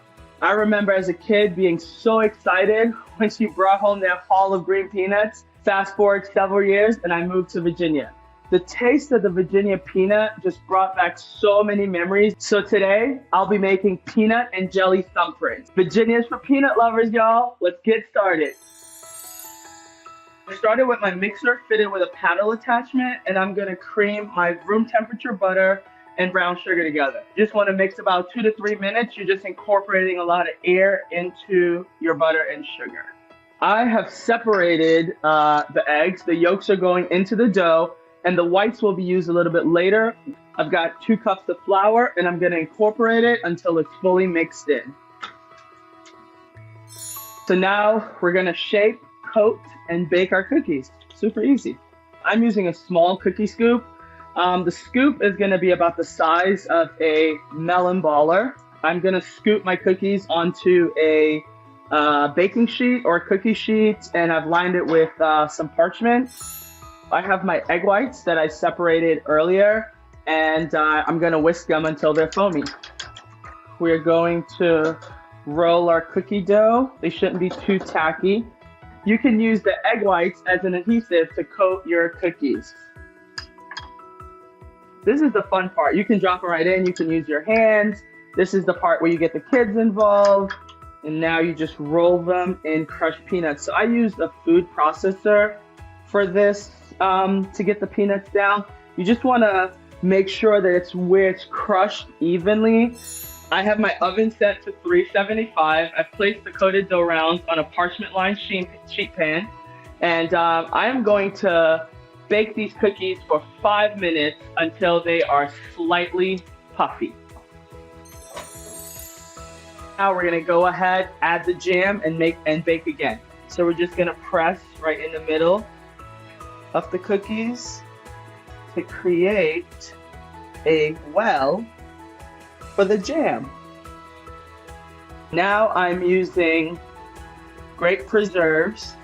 You can buy them store-bought, or you can make your own. I love making my own because I can splash a little bit of wine in there. Virginia is for peanut and wine lovers, in case you didn't know. I'm gonna bake them until they're golden brown, 8 to 10 minutes more at 375.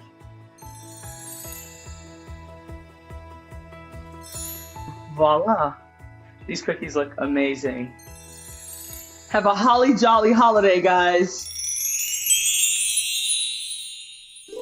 Hey everyone, I'm Chef Michelle Bernstein, chef and restaurateur of Café La Trova and La Cañita here in Miami. Today I'm representing the Sunshine State, and of course no dessert speaks to South Florida more than the perfect key lime pie. So I've created my own recipe for the key lime pie cookie.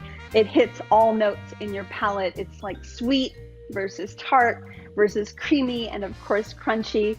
And I just think it's perfect and less fuss because it's in a cookie. So the first thing we're gonna do is make the curd. So we're gonna go ahead and add yolk and eggs into a little saucepan here, as well as some sugar.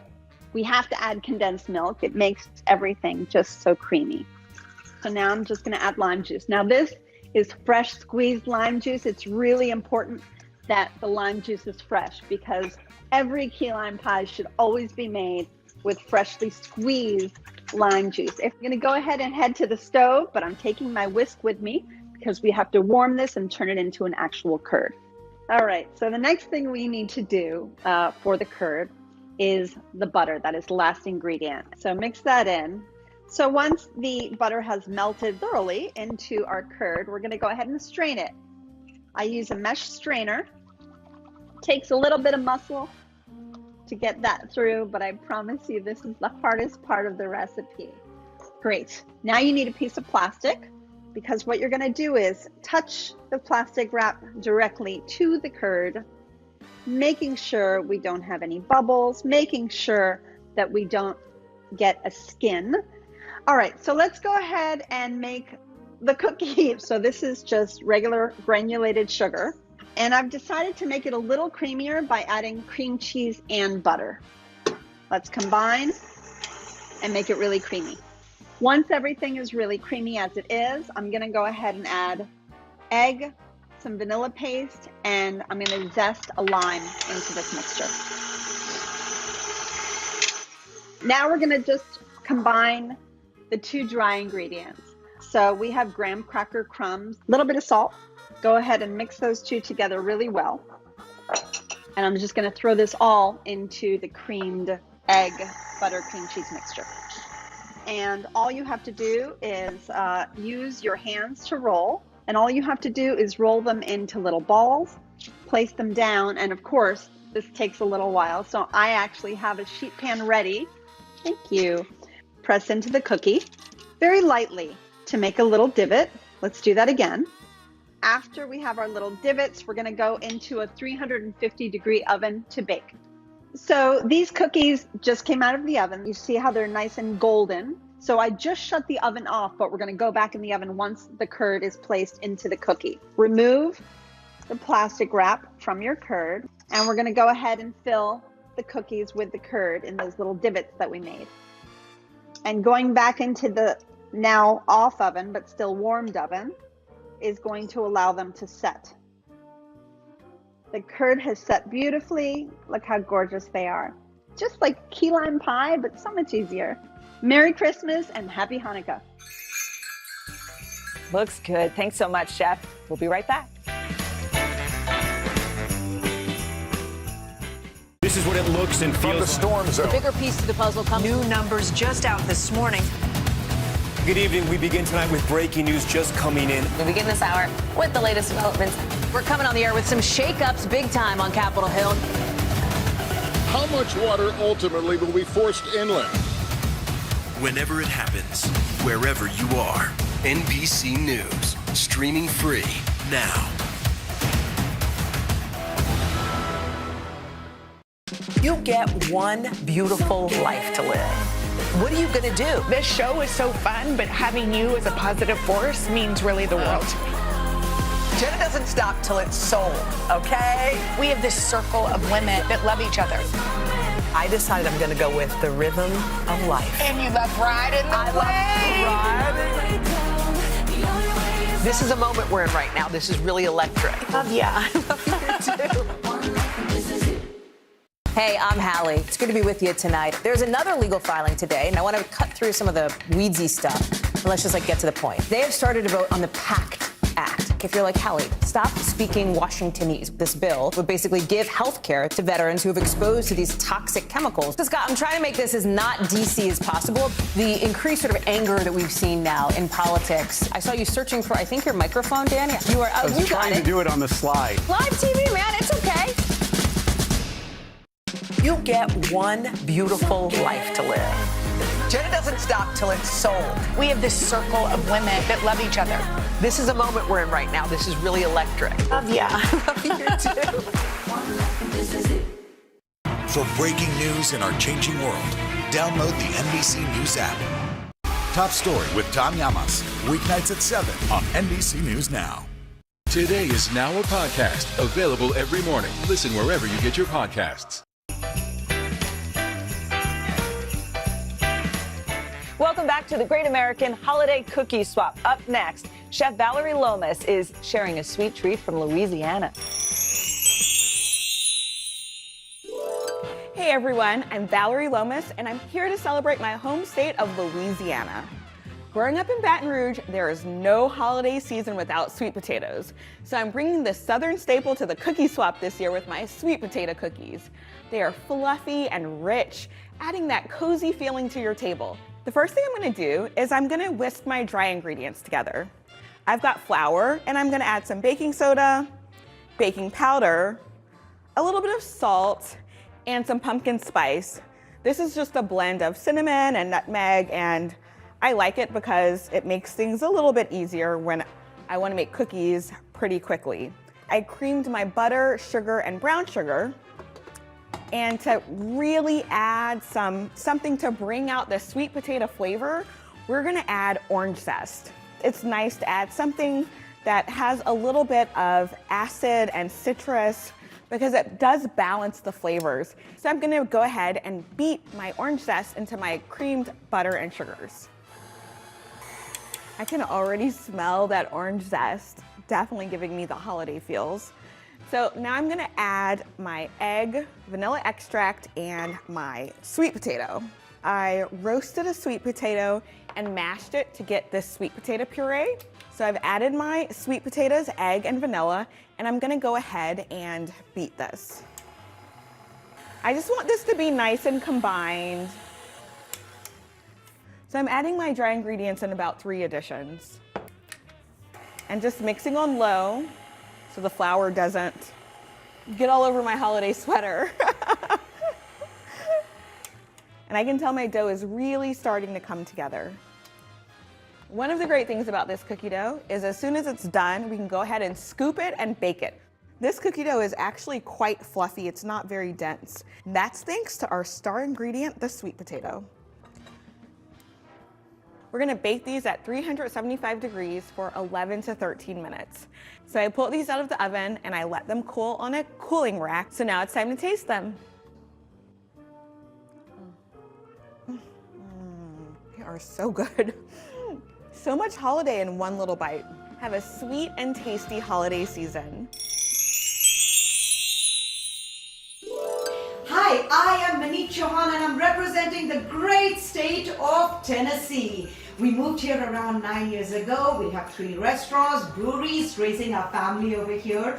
The first time I tasted the Tennessee sandwich cookie, it was like, wow. I decided to take this cookie and make it my own by putting a twist of where I have come from. So there are Indian spices in it and paying homage to my new home, Tennessee.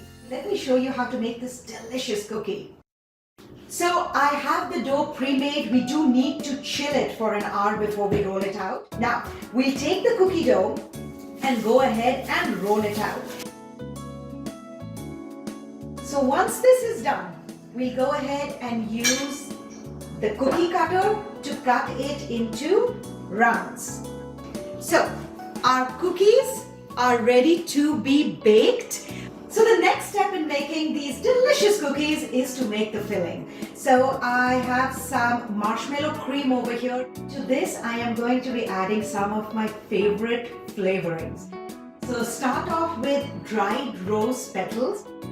Then I'm going to be adding some pistachio dust. So all I have done is taken some unsalted pistachios and gone ahead and ground it. just a touch of salt just makes it a complete rounded flavor. And then we go ahead and mix it. Now we are going to take the marshmallow filling and pipe some in the center.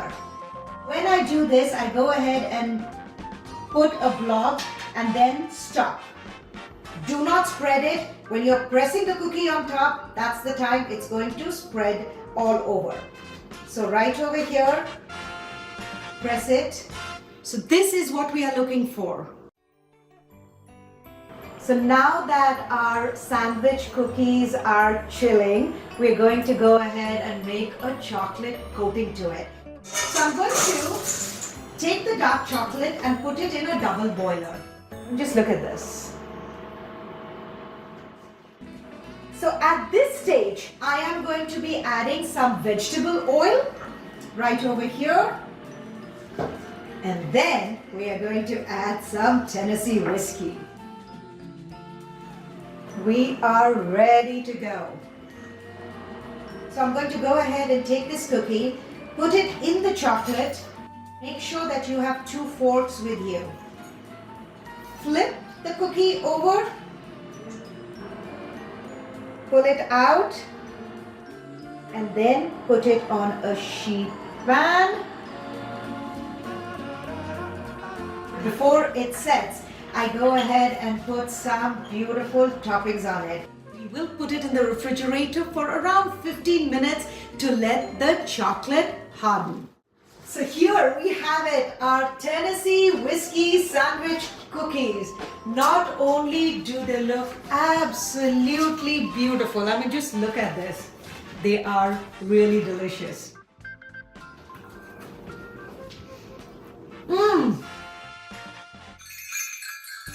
The Great American Holiday Cookie Swap on Today All Day continues right after this. Top Story with Tom Llamas, weeknights at 7 on NBC News Now. Today is now a podcast available every morning. Listen wherever you get your podcasts. Hey, podcast fans, ready to unlock our true crime mysteries? Try Dateline Premium on Apple Podcasts. You'll get early access to originals, plus bonus content, and everything is ad-free. So head to Apple Podcasts now to subscribe. Today is now a podcast available every morning. Listen wherever you get your podcasts.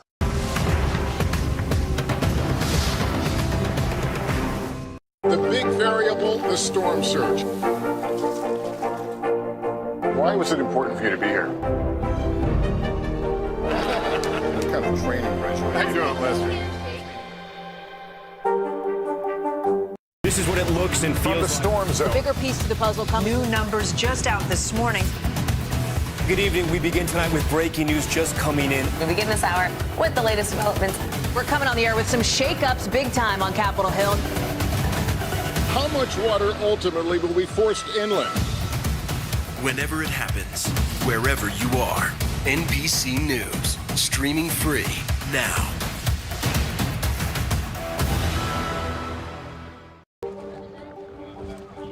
Let's go. This is a critical choke point for this fire.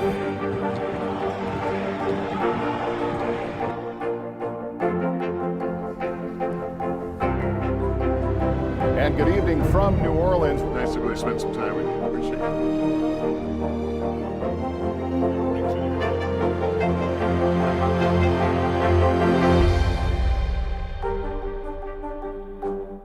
Top Story with Tom Llamas, weeknights at 7 on NBC News Now.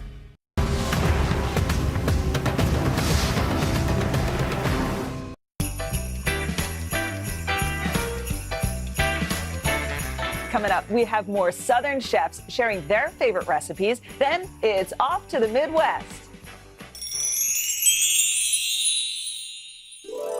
Hello, I am Mike Costello. And I'm Amy Dawson. And today we're coming to you from Lost Creek Farm in West Virginia.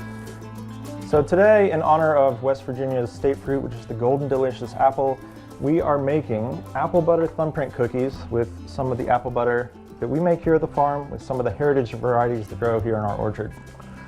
All right, so we're actually going to start this recipe with the black walnuts, and we've ground those to kind of a pretty fine consistency here. And we're going to toast them in a lightly greased, heavy-bottomed skillet. The black walnut trees are prevalent here on the farm. Compared to the standard English walnuts that you might be more familiar with, black walnuts have such an interesting flavor. They have a little bit of bitterness to them, almost like a funk. When I'm toasting these black walnuts, it takes me about 3 to 4 minutes for the process from start to finish. All right, so now it is time to make our dough. And we're gonna start off with some butter and sugar that we've already creamed. So the next step is we're gonna add a couple beaten eggs. And to that mixture of eggs, we're gonna add just a little bit of vanilla extract. Go ahead and mix that in. And then we're gonna gradually add that mixture into the butter and sugar. So this is a mix of all-purpose flour, buckwheat flour, and just a little bit of salt. And we like to use the buckwheat flour because it adds a little bit of flavor and texture. And it works pretty well with these toasted walnuts that we're gonna add. All right, so now we're gonna start to shape our cookies. Push between our hands and roll it into a nice perfect sphere. We're just gonna roll each of these balls of dough in some straight sugar. And I'm gonna just evenly press the back of that teaspoon into the center of each cookie. Now, of course, as the name suggests of this recipe, you can use your thumb for this step if you want. So now we have our cookies shaped. We have our holes ready to be filled with apple butter. You could think of it as a thicker, smoother applesauce that's been seasoned. So I'm just gonna almost overfill a little bit because that jam is gonna bake down. So these are ready to bake now, and we're gonna put them into an oven at about 350 degrees, 10 minutes.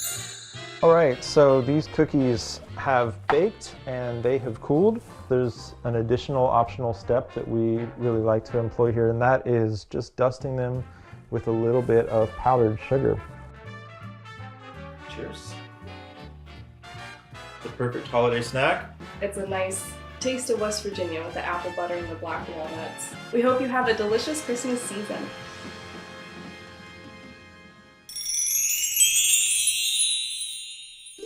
Hi today, O'Day. Chef Mark Quinones here. Growing up in the South Bronx, I learned everything I had to learn about life by watching my mother and grandmother prepare Puerto Rican dishes that I can never forget about. You can't think of Puerto Rico in the holidays without drinking coquito. So I created an eggnog coquito cookie. We're gonna start by adding the flour, add the baking soda, baking powder, kosher salt, nutmeg. I feel like whenever I add the cinnamon, it begins to smell very holiday-ish. Next up, we're going to add our butter. So coquito, the way I know it to be, is essentially spiked eggnog. So you have an eggnog, and you have some Puerto Rican rum, and you have coquito. I feel like right now the dough's coming together just fine. You want it to kind of be loose and flaky like this. When you add your egg, you want to have texture in your cookie. I'm adding here the corn syrup, add your heavy cream. So at this point, I'm going to roll that out, and then we're going to take some cookies. One of my favorite techniques I like to use, believe it or not, the bottom half of my palm. And the reason why is because, once again, it gives you leverage. I'm going to sheet pan, I'm going to add a little more flour at the bottom of that, just to make sure that dough isn't sticky. And we are going to put your dough right in that sheet.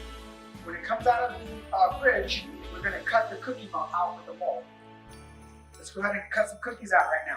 I like round, it works for me. Use whatever shape you like. Lay them down on your parchment lined sheet pan. Preheat your oven to 350 degrees.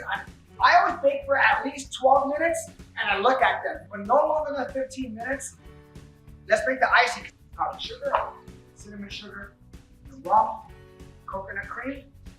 Just mix it. Oh wow, beautiful.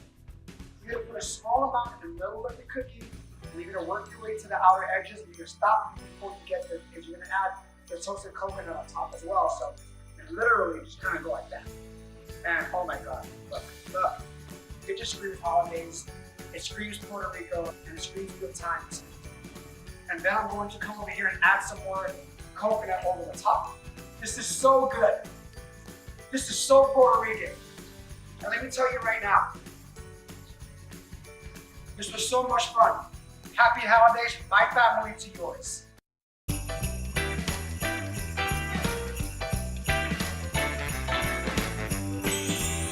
Well, we are officially at the halfway point of today's great American holiday cookie swap. So far, we've been down the East Coast and traveled through the South. Well, next up, it's the Midwest. This region is home to some pretty cold winters, so it's no surprise that we've got a ton of cozy cookies coming up. And don't forget to scan the QR code below for all of these recipes that you see here, plus information on how you can help Feeding America battle food insecurity this holiday season. Well, let's kick things off with country legend Martina McBride making a no-bake treat from her childhood. Hey everybody, it's Martina McBride here, and I'm so excited to share a very special treat from my home state of Kansas. Growing up, my high school had the best lunch ladies, and they made everything from scratch. Our lunch ladies were Thelma, Betty, and Virginia, which are just the perfect lunch lady names. I can't think of better ones. And when they made these no-bake cookies for lunch, we all were so excited because they're so delicious. So we're gonna start with some melted butter. And to this melted butter, we add some sugar and a little bit of milk. And then we're just gonna stir this and mix it well. These cookies are so easy, and there's no baking, so they're super easy to whip up during the holidays. We'll let that boil for about 1.5 minutes. I have a cookbook called Martina's Kitchen Mix, and this recipe is in the book. And when I was testing this recipe, I brought it out on the road with me and gave it to my band and crew. They taste tested a bunch of stuff for me. And this was a unanimous keeper. They were like, you have to put that in the book. This is a really good recipe to make with little kids because it's very easy and they can have fun mixing everything in. Now we're just gonna quickly add all of the ingredients. We have some quick cooking oats, chocolate. You can use milk chocolate or dark chocolate. Some peanut butter. I don't think this was in the lunch ladies recipe, but I kind of tweaked this over the years and I added peanut butter because I love chocolate and peanut butter together. Some vanilla and a little bit of salt. And then we're just gonna mix that all up. Incorporate everything in there together. Oh, this chocolate and peanut butter smells so good. It's really one of my favorite flavor combinations. Oh, this smells just like the lunchroom in high school. Once we have all those mixed up, we're just gonna take a scoop and put them out on a cookie sheet lined with some parchment paper. They really don't spread, they retain their shape, so you can put as many as you want on here, as many as you can fit on the tray. I mean, how easy is that? And then you just want to let these cookies sit and set up for about 20-30 minutes. You don't have to put them in the refrigerator, you can just keep them on the counter. And here's the finished cookie. They're really easy to package up for friends, for a holiday gift. They're also great if you're doing like a Christmas buffet or a cookie swap. To taste one. So good. They're like creamy. These are so delicious. The peanut butter and the chocolate, a little texture from the oats, absolutely delicious and so easy. Merry Christmas, everyone. Happy holiday season. Hey everyone, I am David Burka and I'm sharing some of my favorite flavors from my home state of Michigan with my cherry pistachio oat cookies. These cookies will keep you cozy and warm while the snow piles up outside. So let's get baking. We've got some flour, some baking soda, some cinnamon for that holiday flavor, salt. We're just gonna whisk that up. That's ready, and then we're gonna start creaming our butter. So we've got our butter, and then we're gonna add our white granulated sugar, and then some brown sugar as well, and get that creamed, nice and fluffy. We want it to be pale in color. And while that's going, we're gonna add in 1 large egg, vanilla, some milk, and some maple syrup from Michigan. When it starts getting cold outside, you could see the taps in the trees.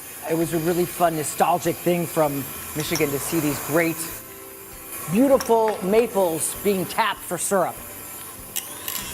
Now that that's done, we are going to add in our dry ingredients. Very important to scrape down the sides as you go, so you incorporate all that flavor. So everybody in my family has a favorite cookie. My husband likes these peanut butter cookies that I make. My daughter likes anything with like rainbow sprinkles. My son Gideon really loves this recipe. He's a big fan of cherries. He's a big fan of the nutty flavor. He likes making them because he loves cookie dough. That's one of his favorite go-tos, is raw cookie dough. But you know, you don't want to let them eat that too much because it gets a stomachache. Now this is the fun part. So we're gonna add in our pistachios. I like using whole pistachios because you get that nice bite of the nut. You can cut them. There's really no rules in this. Same with the cherries, Michigan cherries. This is a really great ingredient because it gives it sweetness and some color for the holidays. Next, I'm going to add the oats in. When I first started dating Neil, we took a trip up to Traverse City with my parents, and they have a cherry festival every year upstate in Michigan. I was coerced into entering a cherry pie eating contest, and guess what? I won. I won the cherry pie eating contest, and it sealed the deal. So these are nice and incorporated, and now it's time to get scooping. I don't like to roll these out. I just put them on the tray like this with a 1 ounce scoop, and right on the pan there. I like to put on at least 8 here because they do spread in the oven. They tend to be a bigger cookie. So we're gonna let this chill for 15 minutes. Then we're gonna put it into an oven at 375 degrees for 8 to 12 minutes until golden brown. Okay, so I pulled these cookies out and they're cooled, and now it's time for the icing. We're gonna add some milk and some powdered sugar here to make the glaze. It's a thicker glaze, and you just incorporate the milk and the powdered sugar. It's not necessary to have the glaze for these cookies, but I just like the way it looks. But you can eat them just like this. So now I'm just gonna take the talons of a fork and drip a zigzag motion on these cookies. We do a really fun cookie decorating party when the kids were young to now. It's really, really fun to get your kids involved, to decorate sugar cookies, and then they go to sleep, and then you take their cookies that they sort of screwed up on and then redo them as adults. Here are my cherry pistachio oat cookies. You can eat them after dinner or what I like for breakfast. Merry Christmas. Up next, more sweet treats from my personal friend, Christina Tosi from Ohio. Hey everyone, it's Chef Christina Tosi here at Milk Bar. Now, I was born in Ohio and grew up loving Buckeye cookies. Buckeyes, if you don't know, were invented in Ohio in the 1960s, and they're the perfect combo of decadent chocolate with salty, sweet peanut butter. In dessert terms, a Buckeye is like a peanut butter fudge round that's dipped a little bit more than 3/4 of the way in chocolate. These chocolate peanut butter diamonds pack that same punch of flavor and nostalgia, but they have a few riffs. Now, I love this recipe because it's both what I call accidentally gluten-free and dairy-free, so anyone and everyone can eat it. So first I start by toasting some Rice Krispies just really lightly in the oven to get a little bit of color, pull out a little bit more flavor. I take those pre-toasted Rice Krispies, put them just in a nice Ziploc baggie and break them down with a little bit of a rolling pin, just to bring them down a little bit in size. What's also really cool about this recipe is it's a type of cookie that I call a no-bake, which means aside from toasting the Rice Krispies in the oven, you really don't have to turn on the oven at all. Now, to your peanut butter, you're going to add some melted coconut oil. For me, peanut butter is synonymous with both something salty and sweet. So we need both the confectioner's sugar, which is going to help in the sweet department, and a little bit of salt. And as everything comes together, you get to add your Rice Krispies. We're going to toss these ingredients together just until they form what looks basically like a cookie dough. The holiday season is an especially, I don't know, poignant time of year for me as a home baker first and as a pastry chef. As bakers, we love to bake. That's our very reason for being. When we're off the clock at Milk Bar, we throw something called a holiday cookie swap, where every single one of us brings our favorite holiday cookie. It's just a really special time to get to know someone through that cookie recipe that they've carried with them all through their life. It's usually something nostalgic and based on where they're from. Once your peanut butter, coconut oil, confectioner's sugar, salt, with those Krispies folded in, mass comes together, you just transfer it to an 8x8 pan. Now, I like to line my 8x8 pan in just a sheet of plastic wrap. It helps make sure that because this cookie isn't actually going into the oven, that when we're done with it, it's really easy to lift up and out.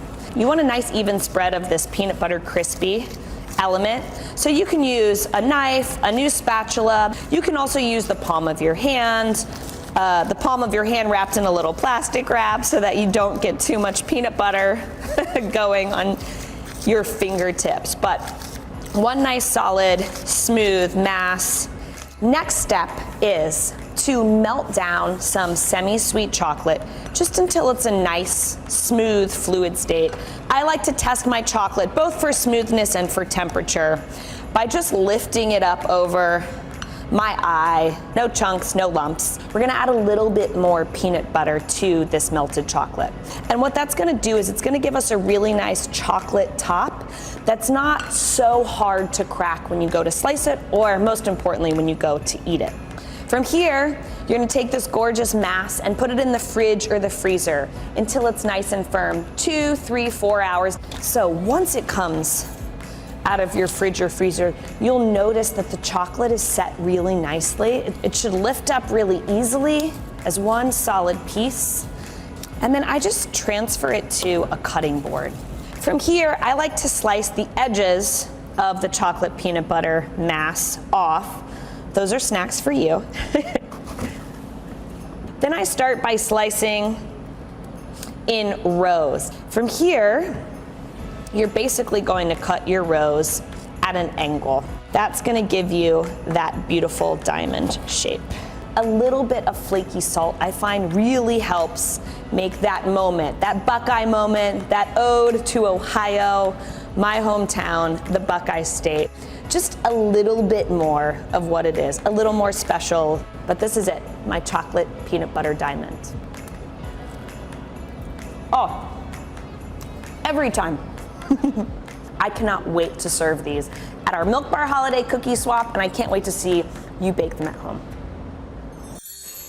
I mean, you can never go wrong with chocolate and peanut butter, right? Coming up, we will continue through the Midwest with chefs from Illinois, Indiana, and Minnesota. You get one beautiful life to live. Jenna doesn't stop till it's sold. We have this circle of women that love each other. This is a moment we're in right now. This is really electric. Love ya. Love you too. This is what it looks and feels. From the storm zone. The bigger piece of the puzzle comes. New numbers just out this morning. Good evening. We begin tonight with breaking news just coming in. We begin this hour with the latest developments. We're coming on the air with some shakeups big time on Capitol Hill. How much water ultimately will be forced inland? Whenever it happens, wherever you are, NBC News, streaming free now.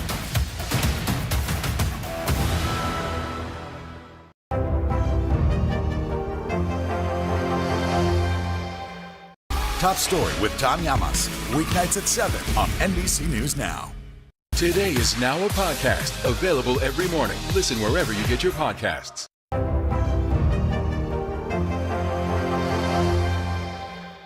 Top Story with Tom Llamas, weeknights at 7 on NBC News Now. You get one beautiful life to live. What are you going to do? This show is so fun, but having you as a positive force means really the world to me. Jenna doesn't stop till it's sold, okay? We have this circle of women that love each other. I decided I'm going to go with the rhythm of life. And you love riding the wave. This is a moment we're in right now. This is really electric. Yeah. I love you too.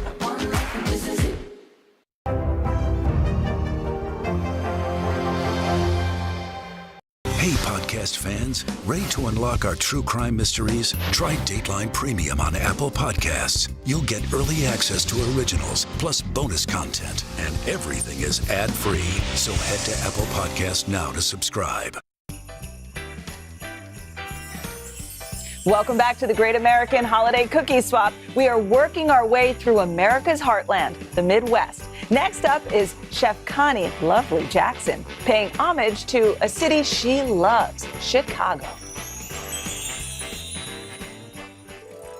Hey, my loves, I'm Chef Lovely, representing the Prairie State, Illinois. Growing up in Chicago, Christmas time was not complete until you took a trip downtown to Garrett's Popcorn. The aromas of the classic cheddar and caramel flavors fill the city air for blocks. So, in honor of that tasty tradition, I'm making one of my favorites, Chicago mixed cookies. The ooey gooey caramel in this cookie combined with the cheddar popcorn on top, it's the perfect balance of salty and sweet. But enough talking, my mouth is watering, so let's get baking. First step, take your flour and your baking soda, put it in a bowl, give it a good whisk, and then set it to the side. Inside of my stand mixer here, I have 7 tablespoons of buttered flavored shortening.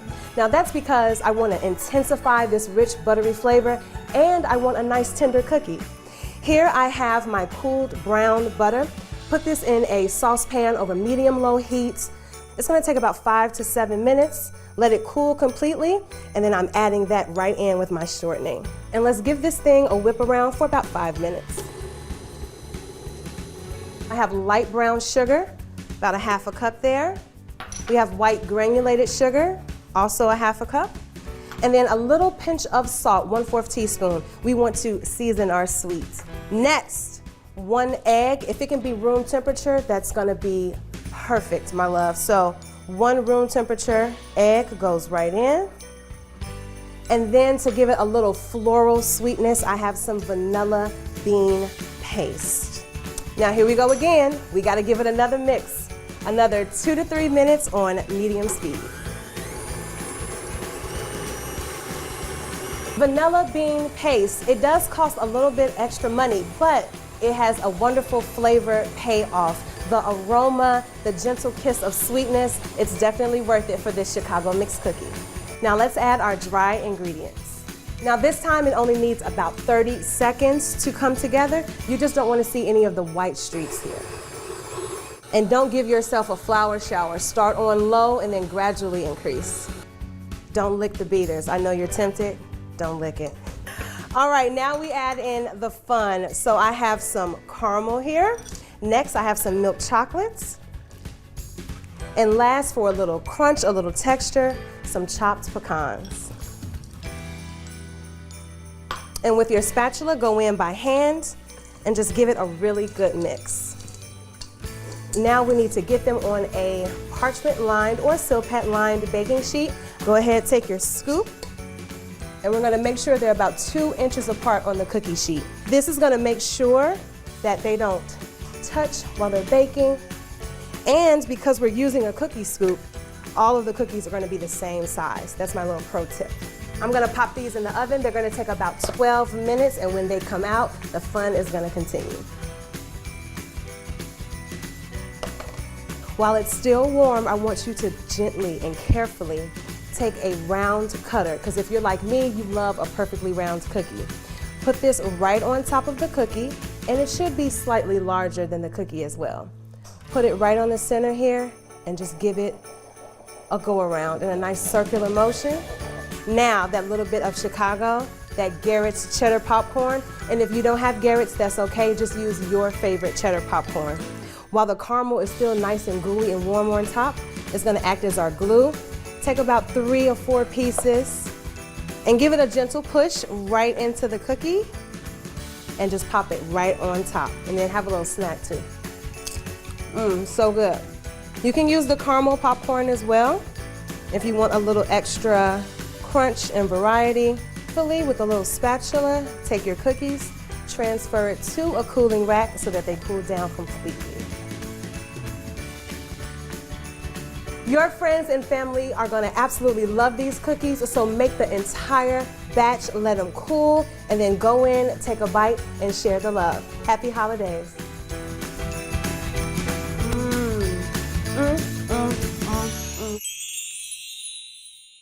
Hi today all day, it's Ariana Fagan. In 2013, I had the life-changing opportunity to compete on season 6 of the show MasterChef Junior, and today I'm still sharing my passion for cooking on TikTok, making everything from mac and cheese to creme brulee.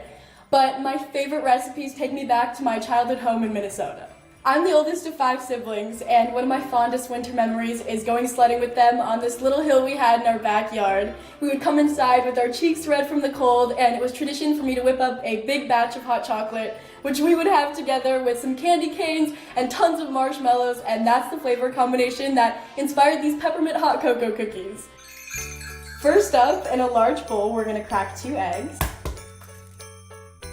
And then we're gonna add in our brown sugar. And using an electric mixer, we're gonna whisk this all up. I have some melted chocolate and butter, and I'm gonna pour that in there. And then we're gonna go back in with the electric mixer and whisk until everything is fully combined. Already smells so good.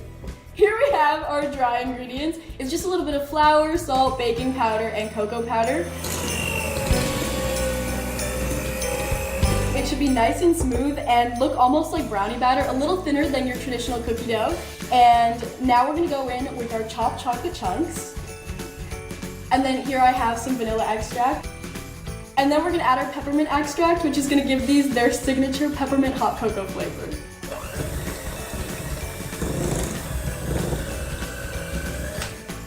And there we have it. Now that our dough's ready, we can cover it in plastic and pop it into the fridge for 30 to 60 minutes, and I will be back then to shape and bake the cookies. I just pulled my dough out of the fridge, and now we can add it to our parchment-lined baking sheet. We're gonna just grab a pinch of the dough. It should fit in the palm of your hand, and we're gonna roll it into balls.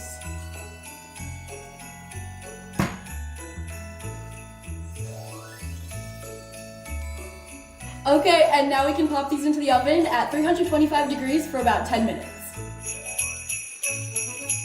After about 10 minutes, I pulled these out of the oven and then topped them with half of a marshmallow and popped it back into the oven for about 4 minutes, and the marshmallows get all toasted and gooey, and after they're cool, it's time to decorate. We're gonna decorate with a drizzle of chocolate, which I just melted in the microwave. And finally, we're gonna top with some crushed candy canes. This gives these a beautiful pop of color and just makes them feel so festive. These look so delicious, I can't wait to share them with my siblings. Happy holidays from Minnesota. Cheers.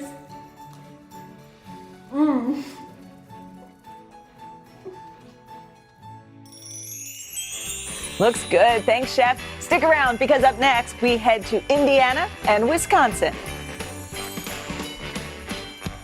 This is what it looks and feels. From the storm zone. The bigger piece to the puzzle comes. New numbers just out this morning. Good evening. We begin tonight with breaking news just coming in. We begin this hour with the latest developments. We're coming on the air with some shakeups big time on Capitol Hill.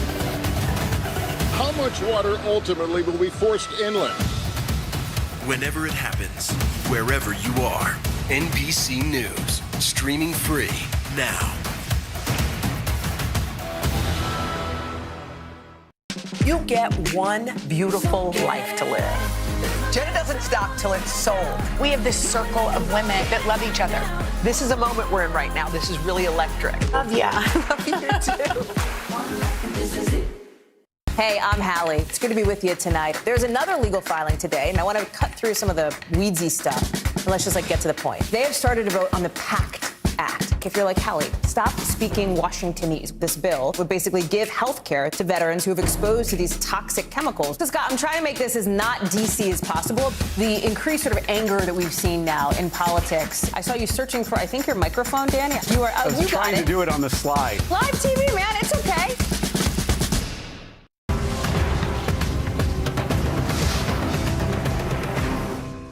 You get one beautiful life to live. Jenna doesn't stop till it's sold. We have this circle of women that love each other. This is a moment we're in right now. This is really electric. Love ya. Love you too. For breaking news in our changing world, download the NBC News app.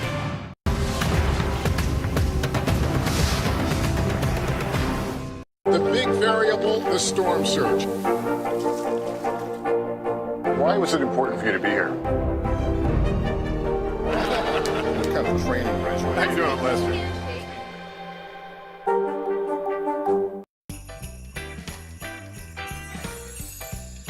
Welcome back, and thanks for joining the Great American Holiday Cookie Swap on Today All Day. We're continuing our journey through the Midwest, so let's head to Indiana for a recipe that honors a popular state dessert, sugar cream pie.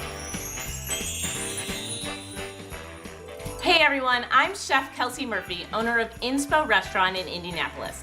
Today I'm making sugar cream sandwich cookies, a fun mashup of two Hoosier State staples, sugar cream pie and a pork tenderloin sandwich. With a creamy filling rolled in crunchy bacon bits, this cookie is the perfect sweet and salty treat. So let's get baking. I already have my chilled dough here. I let this chill for about an hour, and this really helps make it easier to roll the dough and just to work with it. It also helps deepen those flavors, like that maple syrup that we put into the cookie dough. I'm gonna take my cinnamon and my nutmeg and just stir these together with the sugar until it's all combined and incorporated. And then I like to use an ice cream scoop when I'm making my cookies. It just, one, it makes it easier to get the dough out of the bowl, and two, it more ensures that your cookies are all going to be the same size. And then I just roll this into the sugar mixture and put it right on my lined baking sheet. So this cookie is actually just like a snickerdoodle cookie because it contains baking soda and cream of tartar in the dough. We're just kind of jazzing it up with a little maple syrup and making it a little spicy. The cream of tartar and the baking soda together make the cookies super fluffy, chewy, and it adds this kind of nice acidic bite to it that makes it different than a regular sugar cookie. So now we're gonna flatten the cookies really quick before we put them into the oven. I don't like to flatten them all the way, but just press them just lightly with the palm of your hand. It kind of just, again, so if your circles weren't perfect, it kind of just evens everything out.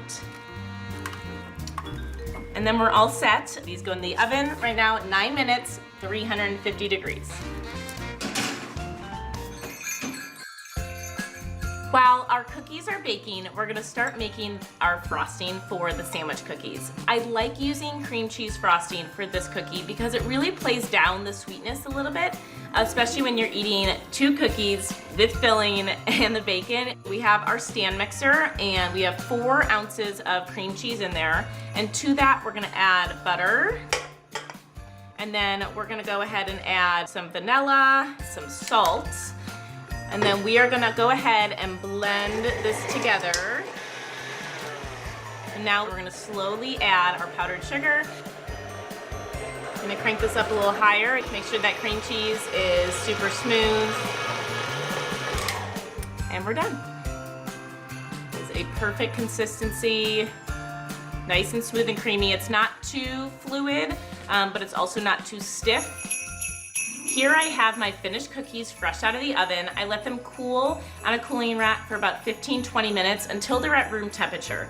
And we're gonna take some of our frosting and we're gonna dollop it on the cookie. I want a good helping of frosting on there so we have enough that it'll have the bacon bits stick all around it. So we're gonna take this, we're gonna take another cookie and sandwich it just like that. And now the fun part, we get to roll it in some bacon bits. So I previously made some bacon. I put it on a sheet tray and I baked it at 400 degrees for about 15 minutes until it's nice and crunchy, let it cool, and then I just take a knife to it and break it all up into these bite-sized little pieces. So I'm gonna take a little bit of my bacon bits and just cover the sides of the sandwich cookie. And then we just plate it right on our platter and we continue assembling.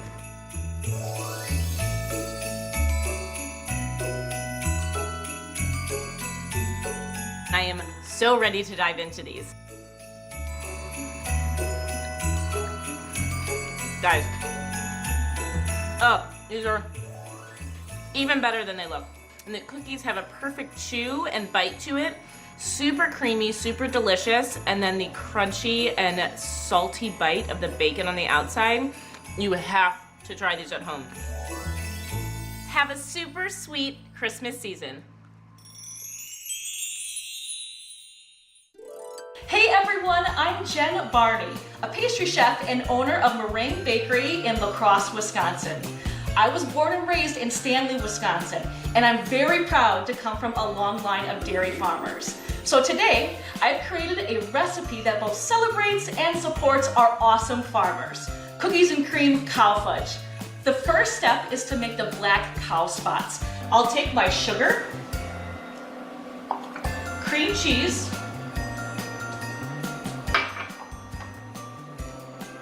evaporated milk, and butter.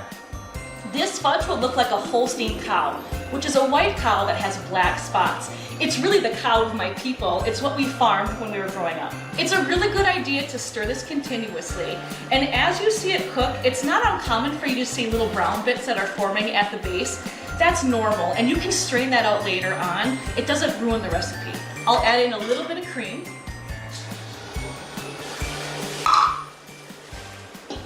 Ooh, look at that steam. And I'll pull it from the burner. Once this cools down, I'll grab a spatula and pour it into a bowl. From here, you can add your chocolate, your almond extract, or really any extract that you prefer, and a pinch of salt. This comes together pretty quickly. Keep stirring it. Lastly, you just have to spread this out onto a sheet pan. I'm using a half sheet pan. I'd say give it about 30 minutes and you'll be ready to make your spots. Our dark fudge has hardened and I put on a set of gloves, not necessary, but certainly more hygienic. Easiest part here, and it's actually the most fun part of this whole recipe, is just creating these spots. It's better when they're not perfect. So we're looking for a random assortment of ball sizes. We're looking for a really natural, organic looking cow spot pattern. We'll take all of these spots and head to the freezer with them. As our dark chocolate spots are chilling in the fridge, I've gone ahead and started our white chocolate fudge. Now this recipe is almost exactly the same as before, only this time it's a little bit larger size and we're using white chocolate instead of dark chocolate. I'm transferring this into another bowl so it stops cooking. I'm also adding a little bit of almond extract. And we have some heavy cream as well. And as always, a pinch of salt. Lastly, I'll add my white chocolate.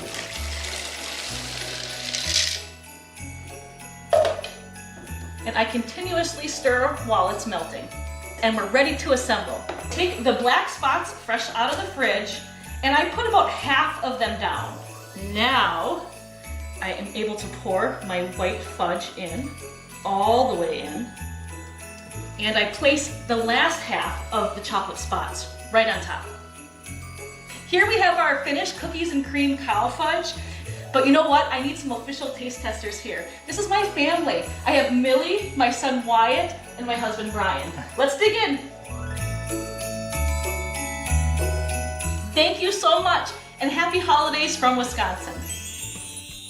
Thanks, Jennifer. I know a few boys in my house who would go crazy for that cow fudge. Okay, so we are only halfway through the Midwest. Coming up, you don't want to miss more amazing recipes, this time from Missouri and North Dakota.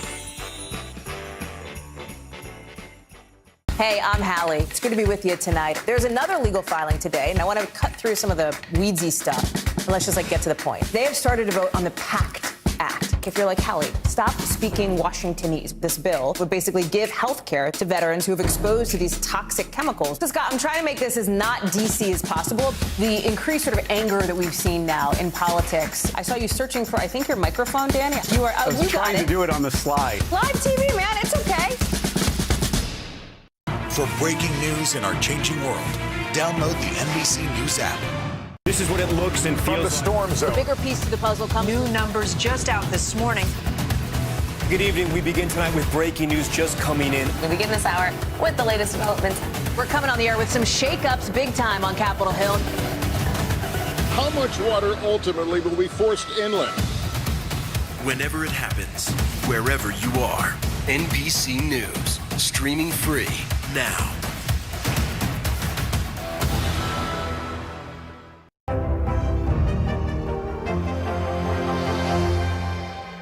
Hey, podcast fans, ready to unlock our true crime mysteries? Try Dateline Premium on Apple Podcasts. You'll get early access to originals, plus bonus content, and everything is ad-free.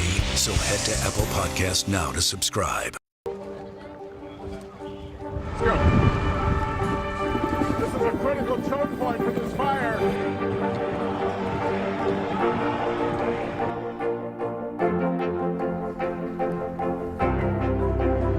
And good evening from New Orleans. Nice to really spend some time with you. Appreciate it.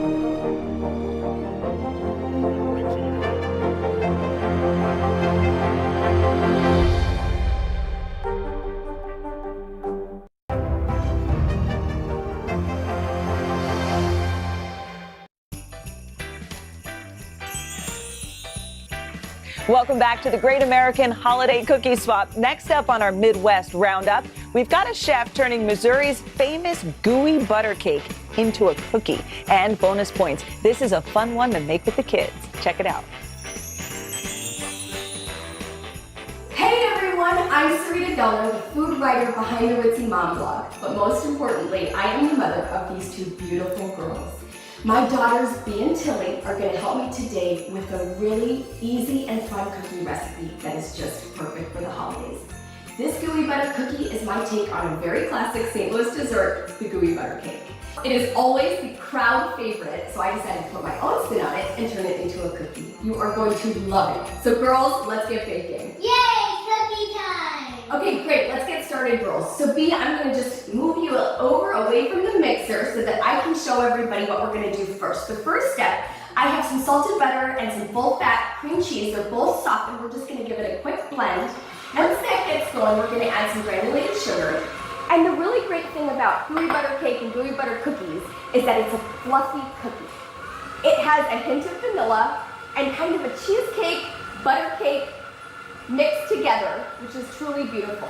We're gonna add some whole eggs and this hint of vanilla that gives it that special flavor. While this is mixing, I'm gonna need your help, girls. Okay. You're gonna help me with the dry ingredients, okay? So this is our baking powder. We have some pre-measured flour all ready for the girls, and to that we're gonna first add baking powder. Tilly, do you wanna tell everybody what the baking powder does? It makes them puffy. It absolutely does. This is what's gonna, go ahead and put it in there, and you can start mixing that up. And to balance that out, what are we gonna do? What's this? Remember?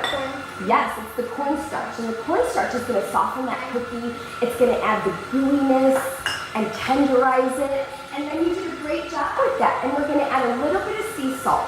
So I'm gonna stop the mixer. I'm gonna just scrape down the bowl and get the bottom of the bowl because some stuff gets stuck down there and we don't want that. And what I'm gonna do now is we're gonna turn the mixer to the lowest speed. We're going to gradually add in the ingredients very lightly so that they don't clump or make the cookie dense. And we're just going to let that mix. And what I like to do, you do have to chill this dough. It's a very, very soft dough. It gets sticky, but it's great. But we do have to chill it. So in order to do that for kids, I make it a little bit easier by putting it into these little containers. That makes it super easy to scoop out the dough. So we're going to scrape this out and give it a final mix. And I'm just going to portion a little bit out. See, I told you these were messy cookies, didn't I? Yeah. Okay, now that the dough is chilled, we are ready for the next step, which is the most fun of all of this, and that is going to be scooping out, making little balls, rolling it in powdered sugar, and baking up the cookies. So we're gonna take a scoop, and since this dough is really sticky, you're gonna take a little bit of powdered sugar, rub it between your hands, and that's gonna stop it from being too sticky, right? Yes, all right. Okay, and we're gonna put a dough ball in our hands, and you're gonna roll it into a little ball, and then what do we do? It's perfect. Drop it in there, and this is gonna give it that really snow-covered, crackled look that is perfect for a holiday cookie. And you're gonna put that right on the baking sheet. I like to put 6 cookies per baking sheet just to give it room to spread. These don't spread too much. Okay, girls, we have the best cookies ever ready to eat. Go ahead, these are freshly baked, warm cookies, and that's one of the really great things about these cookies. You can eat them warm or cold, however you want them, and they're still extra gooey and extra delicious. Girls, did you have fun today? Yeah. Were these the best cookies? Yeah. Happy holidays from Missouri.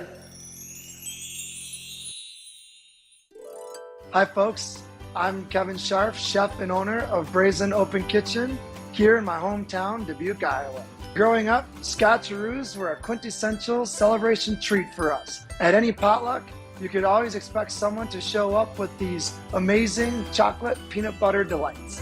My Scotcherookie recipe is a reimagined version with just a little twist. So let's get baking. We're gonna take our flour, baking soda, baking powder, and salt, and we want to combine them. It's important to make sure that you whisk so everything is combined evenly. We're going to move to the stand mixer, and we are going to cream our butter and or margarine. I personally enjoy using 50-50. So butter will give you crispy, and the margarine is going to help you get that chewiness that you're looking for. Once your butter or margarine is well whipped, we are going to add our brown sugar, our peanut butter, cream our sugar and our peanut butter in, add our egg and butterscotch extract. Mix on low until well combined. The next step in our recipe is to combine our dry ingredients with the wet ingredients. We want to add our crispy rice cereal, and we're going to add our melted butterscotch chips. To know when you've got them melted correctly and to the right temperature before you add to the dough, you're looking for the consistency of creamy peanut butter. I like to shape these cookies into about a 2 tablespoon size dough ball. You can find a ice cream scoop that is about 2 tablespoons to create a perfect shaped ball. And all we're going to do is roll them in our rice cereal. I am putting the cookie dough balls directly on a nonstick pan. But if you don't have a nonstick pan, it is wise to use parchment paper.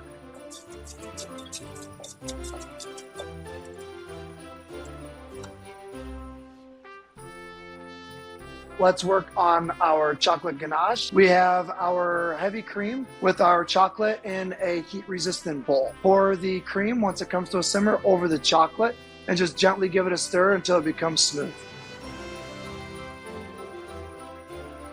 We've put the cookies on a wire rack over parchment. This is where you bring the whole family in and have a little fun with it. My favorite is to use a wire whisk, and we can drizzle them over the top.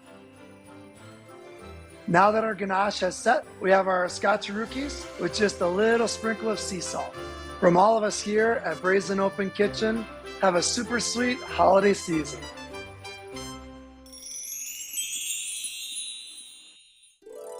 Hey everyone, I'm Angela Garbitz and I'm coming to you from the Cornhusker State, Nebraska. I'm here in my bakery, Goldenrod Pastries, and today I'm sharing one of my favorite recipes with you, triple chocolate corn cookies. Let's get baking. So we are gonna start with our creamed vegetable shortening and brown sugar, and I've done that step already. If you prefer to use butter, go right ahead. We do dairy-free. I'm gonna add 2 eggs. I love these cookies. The first time I made them, I was just obsessed. And then we're also gonna add the baking soda and the salt. I'm gonna mix these all together. So now I am going to add in my cocoa powder. The first part of a triple chocolate corn cookie. We're going to be adding our sorghum flour and cornmeal next.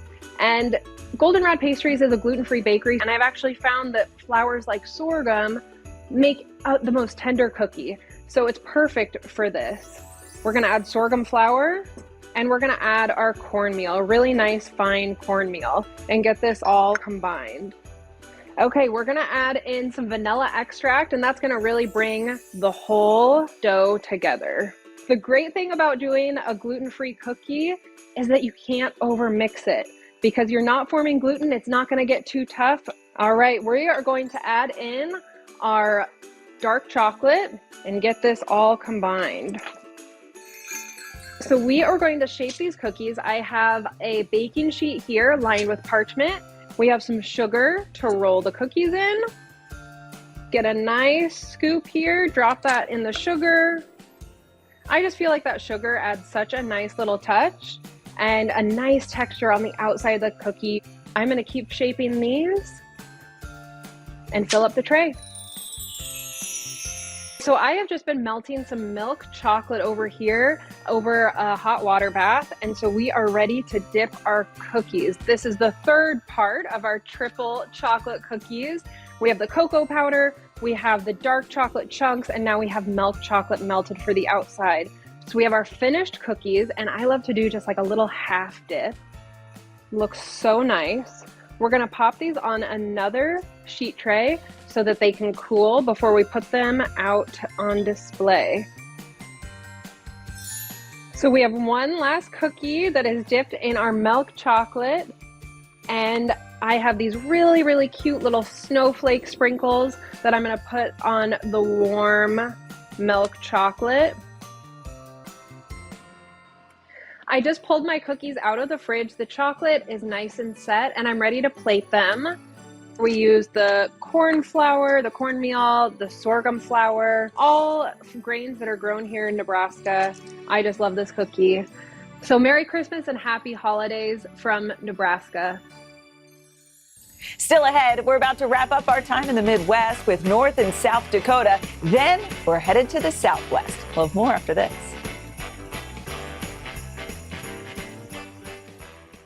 Top Story with Tom Llamas, weeknights at 7 on NBC News Now. You get one beautiful life to live. What are you going to do? This show is so fun, but having you as a positive force means really the world. Jenna doesn't stop till it's sold, okay? We have this circle of women that love each other. I decided I'm going to go with the rhythm of life. And you love riding the wave. This is a moment we're in right now. This is really electric. Yeah. I love you too. For breaking news in our changing world, download the NBC News app. Hey, podcast fans, ready to unlock our true crime mysteries? Try Dateline Premium on Apple Podcasts. You'll get early access to originals, plus bonus content, and everything is ad-free. So head to Apple Podcasts now to subscribe. This is what it looks and feels. From the storm zone. The bigger piece to the puzzle comes. New numbers just out this morning. Good evening. We begin tonight with breaking news just coming in. We begin this hour with the latest developments. We're coming on the air with some shakeups big time on Capitol Hill. How much water ultimately will be forced inland? Whenever it happens, wherever you are, NBC News, streaming free now. Hey, I'm Hallie. It's good to be with you tonight. There's another legal filing today, and I want to cut through some of the weedsy stuff. And let's just get to the point. They have started to vote on the PACT Act. If you're like Hallie, stop speaking Washingtonese. This bill would basically give health care to veterans who have exposed to these toxic chemicals. So Scott, I'm trying to make this as not DC as possible. The increased sort of anger that we've seen now in politics. I saw you searching for, I think, your microphone, Dan. You are. I was trying to do it on the slide. Live TV, man. It's okay. Today is now a podcast, available every morning. Listen wherever you get your podcasts. We are cruising through the Midwest with just 2 states to go. So let's head over to the Dakotas and see what they're baking up. Hi there, Chef Stephanie Miller from North Dakota here. In my home state, the cuisine is heavily influenced by different cultures, including Scandinavia. These little waffle cones, or krumkake, originally hail from Norway. They might look fancy, but I promise you, if you can make waffles, you will be able to make these adorable cookies. So let's get started with our batter. First, we are gonna start with some butter and sugar, and we're gonna cream this together for a little bit, just until it's nice and fluffy. This usually takes about 30 seconds or so. Take your time, move the bowl around. And once the sugar is kind of dissolved, you can take the mixer up a little bit higher. Once this is creamed, we're gonna add our eggs, just one at a time so they're well incorporated. One more, last one.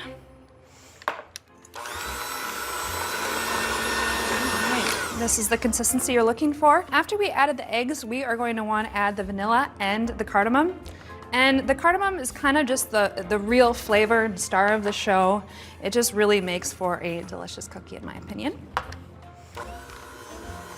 Add that as well. All right, after we have the vanilla and the cardamom added, we're going to want to add our milk. Add a little bit more. I would probably say in 3 batches would be great. All right, once we kind of have all of our wet ingredients incorporated, we're gonna wanna add our flour, the last ingredient. And again, I add this probably in about 2 batches. Again, start it on slow, just so you don't have flour everywhere. And we just kind of wanna mix this until we don't see any dry flour. Okay, this looks great. Well, we have our batter here. It's nice, it's smooth, it is ready to go. We have our machine, it's plugged in as well. So I am just going to open this up. And I usually go, at least when I first start, 1 at a time until I really get the hang of it. Take about, I would say 1.5 teaspoons of batter. It does not take much. And just put it right in the center, just like that. Close it, lock it. We're just gonna wait for about a minute until the batter is nice golden brown, and then we'll take them out. So just take a little offset spatula so you don't burn your fingers. Take it onto a board, and you wanna work super quick. The batter does dry very quickly. And just roll it on the cone, just like this. And just kind of keep it on that cone for about 10 seconds, just so the dough and the cookie really set and make it very nice, nicely shaped. Wiggle the cone a little bit, and then we can just put it right on there. How beautiful is that? All right, we can make another one now. Normally for Christmas, a bunch of my family comes together and makes this at the kitchen table, which is really fun. I've been making krumkake cookies since I wouldn't say born, but probably like 3 or 4. I was sitting on the kitchen counter with my grandma, with my mom, and we were rolling these, almost rolling and eating at the same exact speed. I'm just gonna wiggle it off the cone, place it here. These look great, and we are ready to make our whipped cream filling. All right, once we have our krumkake cookies and they are nice and cooled, we are ready to work on our whipped cream filling. We have some heavy cream in our bowl, and we're gonna make our whipped cream filling. Start on low, don't splatter it everywhere. And we're looking for just to kind of get a little bit of air into the whipped cream, or into the cream, and then we'll incorporate our other ingredients. Okay, once we incorporated a little bit of air into the cream, you can go ahead and add the rest of your ingredients. I kind of like mine a little on the less sweet side, so not too much powdered sugar. A little bit of vanilla.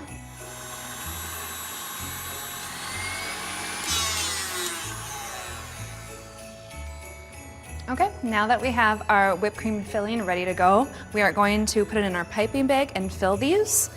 And you can eat these honestly by themselves. I do that all the time. But since it's the holidays, we wanted to be a little bit more festive. Once you do fill these with whipped cream, you want to serve them right away. Beautiful. Oh, these are going to be great and delicious. Look at those. Here are your beautiful cardamom krumkake cookies filled with whipped cream. Have a very Merry Christmas and a Happy Holidays. Enjoy.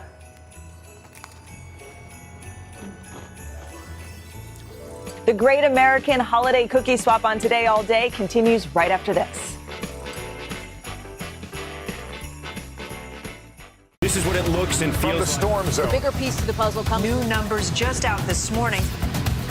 Good evening. We begin tonight with breaking news just coming in. We begin this hour with the latest developments. We're coming on the air with some shakeups big time on Capitol Hill.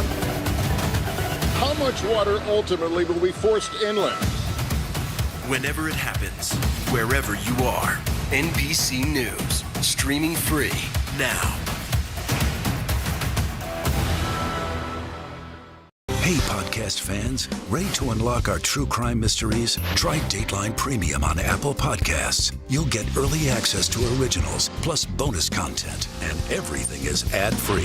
So head to Apple Podcasts now to subscribe. Top Story with Tom Llamas. Weeknights at 7 on NBC News Now.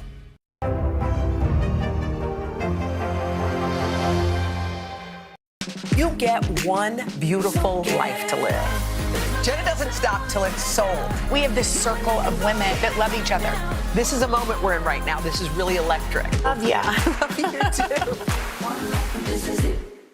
The big variable, the storm surge.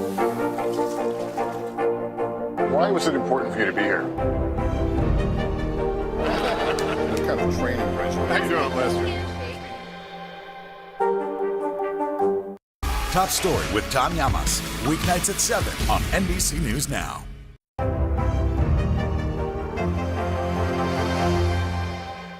Hey, podcast fans, ready to unlock our true crime mysteries? Try Dateline Premium on Apple Podcasts. You'll get early access to originals, plus bonus content, and everything is ad-free.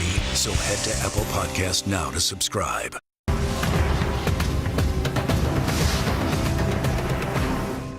Top Story with Tom Llamas. Weeknights at 7 on NBC News Now. And we're back. Ready for our next holiday cookie? Take a look. Hi everyone, Chef Chris Hanmer here. I'm owner of CH Patisserie in Sioux Falls, South Dakota. The official dessert of the Mount Rushmore State is Kuchen, a traditional German pastry. Today I'll be making a cookie that honors it, a spiced cherry and dark chocolate sandwich cookie. All right, and the first step to making the cookies, we're going to make the cherry ganache. So in the pot I have my corn syrup. I'm going to add my cherry puree. And we're also going to add our vanilla. It doesn't take a whole lot of time for the puree to get warm. We don't want it to be too hot because we don't want to burn the chocolate actually. So once this just comes to a simmer, we're good. We're going to go ahead and pour it right over the chocolate. And now we're going to give it a couple stirs here just to make sure that the chocolate and the cherry puree get incorporated. So we're going to go ahead and put the immersion blender in. And that's going to make a nice smooth emulsion. Now we're going to slowly start adding the pieces of butter, 1 or 2 pieces at a time. You can see the consistency of the ganache has changed now. In the pastry world, we like to say the ganache has a little bit of elasticity to it. So I'm just going to take some plastic wrap, put it on the bowl, place it on the counter for 24 hours, and we'll be ready to fill the cookies. And now it's time to mix the cookie dough. In my bowl here, I have the separated egg yolks. To that, I'm going to turn the mixer on a little bit. I'm going to start adding my granulated sugar. At this point, I'm going to turn off the mixer, and you can see the egg yolks and sugar are already nice and light. This is room temperature butter, it needs to be nice and soft. I'm going to start adding a little bit at a time. So we're going to add the flour, the cinnamon, the ginger, the baking powder, and the salt all goes into the bowl. So we're just going to mix this nice and gentle until it forms a nice dough. And that's it, the dough is ready. We're going to take it off of the mixer. I'm going to place it down right onto plastic. I'm just going to fold it over, and the thinner we can get this, the easier it's going to be to roll it out at home. Just pressing by hand is fine. And now we're going to chill this overnight, and we'll be ready to roll the cookies out. For this cookie dough, you want to go to about, between 1/4 and an 1/8 inch. So now I have my cutter, and now I'm going to punch out the cookies right here and start laying them on the tray. So we're going to put these in the oven at 350 degrees for about 8 to 10 minutes. Some ovens a little bit longer, some a little bit less, until they're nice and golden brown around the edges and maybe a tiny bit blonde.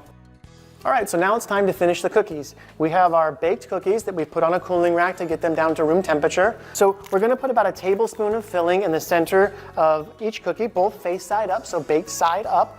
We're gonna make a nice little mark right there on each one. So now we're just gonna take the top layer, sandwich it right on the top.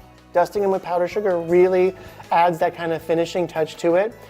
And I'm ready to give it a taste. As you can see, you have this beautiful chocolate layers in between. The spice is perfect. It's crispy and light, and the butteriness of the cookie along with the ganache. I can't wait for you guys to try this at home. Well, that ends our time in the Midwest. Up next, we are heading southwest with our own Savannah Guthrie, honoring her home state of Arizona. You won't want to miss it. We'll be right back after this.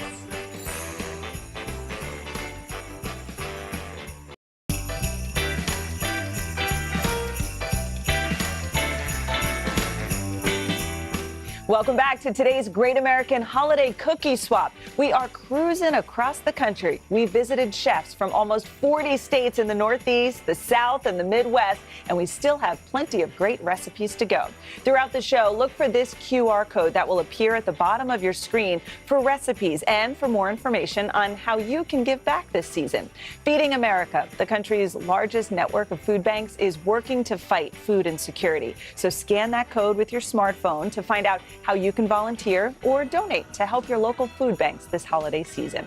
Next up, the beautiful Southwest. Kicking things off, here is our very own Savannah Guthrie, who grew up in Tucson, Arizona. Merry Christmas and happy holidays, everybody. It's Savannah. You may have heard I've been working on my cooking skills and starting from scratch. They're a little rusty, but one thing I love to do is bake. And today we are going to do a snickerdoodle, a recipe I've wanted to master but have never really been able to do. Now, I'm from Arizona. I grew up there. I went to the U of A. This is not an Arizona cookie, but we're going to make it Arizona style. So come along. We're going to show you how to make a snickerdoodle. Okay, the first step is, of course, our dry ingredients. We have flour. We're going to add salt, baking soda, cream of tartar. That's the snickerdoodle specialty. We're gonna whisk it all together, get it nice and mixed up. There's one ingredient in these dry ingredients that you gotta add, and it is cinnamon, because that's what's gonna give it that yummy snickerdoodle flavor. Like most baking recipes, there are dry ingredients, there are wet ingredients. We already have butter and sugar that have been creamed together, and now we're gonna add 2 eggs, and some vanilla. Don't forget the dry ingredients. It will not turn out too well. Put them in there. Usually they tell you to do it a little bit at a time. If you're really gutsy, you can try to put the dry ingredients, keep adding as it's still stirring, but that can make kind of a mess. You might end up wearing more of your dry ingredients than end up in the bowl. If you're patience challenged like me, you don't want to do it. You just want to dump it all in there. But gotta read the directions, especially with baking. If I were home, I'd be listening to Taylor Swift and, you know, I'd be having a glass of wine or a cocktail. So if you're home and you're doing this, turn up the music and maybe, you know, pour a little glass of wine or a cocktail, have fun. So you've got your dough. Now we're going to form our dough balls. This is where we're gonna add a little Arizona just for fun, because why not? So you make your dough balls. If you use an ice cream scoop, they'll be nice and even. I never do that at home. And then just drop it in your sprinkles and roll it around. You can use this spoon. Now look, this is where you can be creative and have fun. You can do double trouble, do a little gold in there, and that's it. Even it off, do your dough balls, drop it in, take a glass of wine, have a swig, have your fun. You want to try to space these about 2 inches apart. Let's do a gold one, just for the heck of it. My kids love anything sweet. When I bake, they're always nearby because they like to crack the eggs. They like to participate, and mostly they like to lick the spoon. So When I was a little girl, my mom, when she baked, which was not that often, but when she did, she would always use a hand mixer that had 2 of those prongs, so it was one for Savannah, one for Annie. I use a stand mixer like this, so one gets the spatula, one gets the paddle. But I don't know if you're supposed to eat raw cookie dough, but in our house, we do. If you're doing the holidays and you don't want to do the great state of Arizona, you could do red and green. There's a lot of different ways you could make them have a little extra flair. Okay, this tray is done. We're gonna bake it, 350, 12 minutes. Enjoy. Okay, fresh from the oven. Don't these look so pretty? Ah, festive, colorful, the Arizona state flag, and let me just try one. Delicious. Merry Christmas from my family to yours. Hi, my name is Chef Marinigas. I'm coming to you from my restaurant here in Albuquerque. Today we're gonna make our steak cookie, the bizcochito. This recipe has been handed down to my family for years and years. We make a big holiday batch every single year. I hope you love our cookies as much as we do. First, you gotta make the dough. First, we add our lard, because that's what's gonna make them melt in your mouth. After that, you put a little bit of sugar gradually, turn on your mixer and start mixing it until it gets nice and fluffy. You're gonna add your cinnamon, you're gonna add a little bit of salt, your ground anise, and you're gonna let that mix in real good. Go ahead and push it down from the sides to make sure everything incorporates real nice. So you're gonna add your egg, let it mix in very nicely. You're gonna add your red wine. So the cheaper the red, the better. That's what my mom says. So you put just a semi-sweet or a sweet red wine, it comes out perfect every time. You're gonna go ahead and scrape down the bowl again to make sure everything's incorporated. So add in your flour. Start with just a little bit.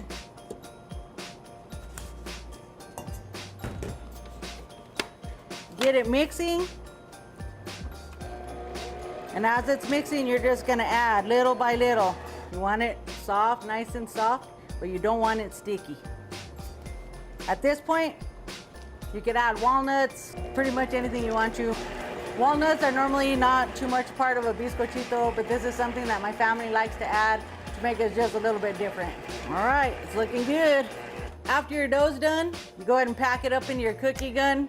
Traditionally, these aren't used as much in bizcochitos here. You normally roll them out, but this is the way my mom likes to do it, so this is the way I'm gonna do it. It makes a pretty little flower, so let's go. Not one of them's the same, it's like a snowflake. Okay, so in the oven they go, 350 for like 15 minutes.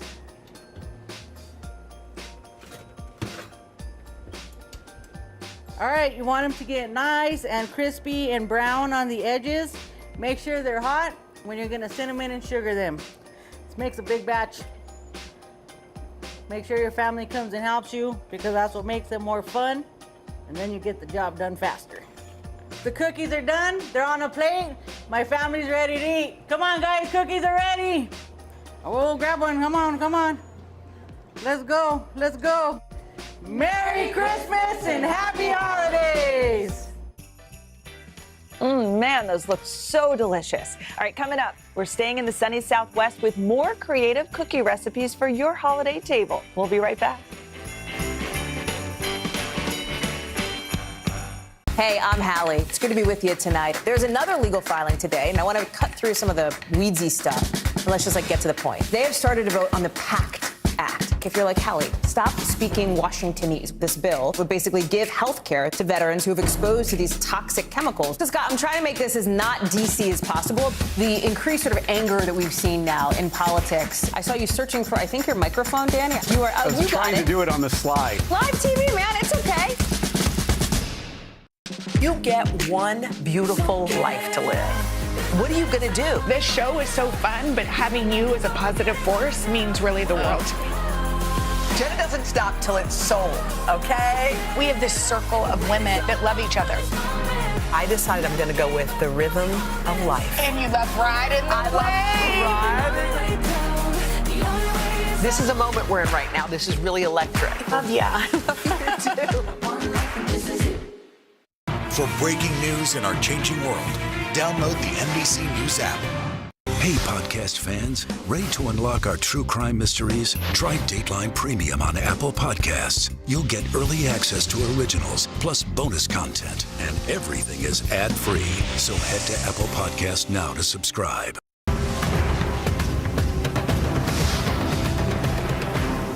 This is what it looks and feels. From the storm zone. The bigger piece of the puzzle comes. New numbers just out this morning. Good evening. We begin tonight with breaking news just coming in. We begin this hour with the latest developments. We're coming on the air with some shakeups big time on Capitol Hill. How much water ultimately will be forced inland? Whenever it happens, wherever you are, NBC News, streaming free now. For breaking news in our changing world, download the NBC News app. Welcome back to the Great American Holiday Cookie Swap. We are making our way across the country, and next up, it's the Beehive State. Take it away, Utah. Hi everyone, it's Chef Viet Pham coming to you from Salt Lake City, Utah. I moved to Utah 15 years ago and I fell in love with the state's mountains, the trails, the people, and its community. Of course, we're known as the Beehive State, so I'm gonna pay homage to that nickname. I'm gonna make a hot honeycomb chocolate chip cookie. All right, so let's get started making our hot honeycomb candy. So what I'm gonna do is go ahead and add the sugar first, and then I'm gonna add the water, and then the honey. And then once you have that in there, you're gonna go ahead and start your fire at about a medium high, and you wanna make sure you're constantly stirring. So I'm gonna move this around to get all the sugar mixed up. This should take you probably about 10 to 15 minutes, depending on how strong your stove is. So right now I'm hitting about 220 degrees and you can see it's getting really foamy, and that's the water kind of evaporating. All right, so we're at 300 degrees. I'm gonna go ahead and turn off the fire. What I have here is the baking soda and the cayenne. I'm gonna go ahead and mix the cayenne in with the baking soda. So you wanna go ahead and pour it in, and then you wanna start to whisk it very, very fast. And don't be alarmed, the sugar is gonna triple in size. And then you'll see it's kind of erupting, and then you wanna carefully pour it onto your baking pan, And then that's it. When you add baking soda to the sugar, it starts to form that chemical reaction by fizzing and letting out the gases, and it aerates the candy, and it makes it like a honeycomb. So you see all these little holes, and makes it really nice and light and crispy. So now our hot honeycomb has cooled down. There's a couple ways of breaking it. I like using something sharp, like the tip of your scissors or an ice pick. You wanna look for pieces that are about a dime to a nickel size. So what I have here is just a basic chocolate chip cookie dough. And if you don't want chocolate chip cookies, you could use peanut butter cookies, you could use sugar cookies, you could use molasses cookies, any cookies that are already pre-made in your refrigerator section. You can just go home, cut them up, put them in the oven, and then as soon as you're done, when you take them out, add these guys, and it's gonna add an amazing textural element to it. All right, so the cookies are freshly out of the oven. They're still hot and really soft. This is a crucial moment right now for us to get these shards of hot honeycomb into the cookie. Otherwise, it's gonna be really hard to get them in once the cookie sets. So I'm just gonna go ahead and kind of just press them in lightly. I'm gonna finish this off with a little bit of flaky salt. And there you have it. This is our Utah hot honeycomb chocolate chip cookies. It tastes amazing. You get that richness from chocolate and that crunch and crisp from the hot honeycomb, and you get some of that heat and the salt. It just all comes together. It's so delicious. Happy holidays from our Pretty Bird family to yours. You're a good boy, huh? Hi everyone, I'm Angela Sweetler, the chef and owner of Queen of Hearts Las Vegas, where we specialize in high tea Vegas style. But what happens in Vegas doesn't always stay in Vegas. So today I'm going to teach you how to make our chocolate chip casino cookies. One bite of these and you've already hit the jackpot. So to start these cookies, we'll first take our butter and we'll put that into our bowl. And then we're going to take both of our sugars. I'll start with the brown sugar. Second, I'll add the white sugar. Next is our eggs. And next I like to add my salt and my vanilla. Do the salt first, and then our vanilla. Our next ingredient is going to be the flour, the chocolate chunks, and the baking soda. And that's going to go right on top here. And I'm going to finish it off with my chocolate chunks. I'm going to go ahead and pop on my gloves and place the dough in the molds. Today we have two kinds of molds. You can either use a tin mold that you spray lightly, like this one, or you could use a silicone mold and you wouldn't have to spray it. Today we're going to use the sprayed tin mold. So I'm going to take my dough and I'm going to pinch off about a teaspoon and place it in my muffin mold. So I've got this dough pressed all into my mold. I'm going to chill it for about 5 minutes and then I'm going to bake. Okay, so these chocolate chip cookies are plated fresh out of the oven and they've cooled off. So let's go ahead and start adding our sugar paste and fondant decoration. I like to start with the pre-colored fondant. Today we'll start with the basic red, yellow, green, and black. Now I'm going to take it and I'm going to place it on this parchment paper and I'm going to roll it out to about the thickness of a nickel. And I'll pick it up a few times just so it doesn't get stuck to anything. Alright, so my cookies are about this size here. And I'm going to take my first putter and press down evenly and give a little twist. Now to adhere it to the cookie, I'm going to flip to the back side and just use the tiniest dab of water. That little dab of water will make it just moist enough that it'll stick to the top of the cookie. Now that we've got all of our colors on here, let's start with the white fondant. The white fondant is going to add those little casino chip details that make these cookies really iconic. So we've got our white fondant out and we're going to be using different size cutters to get that center shape. And then I'll cut my little detail pieces off of here. I will need 4 of these per cookie. You're just going to eye these. They don't have to be perfect. And I'll take my little round cutter and that piece that came out we'll glue on right into the middle. And then we'll take each of our edge pieces and you'll line them up one across from the other. And then using this tiny, tiny cutter, we'll get those little buttons. And those will go right in the center.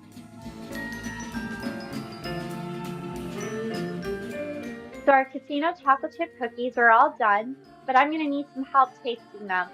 Let's bring my staff in. We've got Ken and Jamie, and they're going to help me try these delicious cookies. Merry Christmas and Happy Holidays from Nevada. Thanks, Chef. We are getting ready to head to our last group of states, the Wild West. Gabi Dalkin, Brother Luck, and Michelle Lopez are just some of the amazing chefs coming your way. So stick around. We'll be right back. For breaking news in our changing world, download the NBC News app. Hey, podcast fans, ready to unlock our true crime mysteries? Try Dateline Premium on Apple Podcasts. You'll get early access to originals, plus bonus content, and everything is ad-free. So head to Apple Podcasts now to subscribe.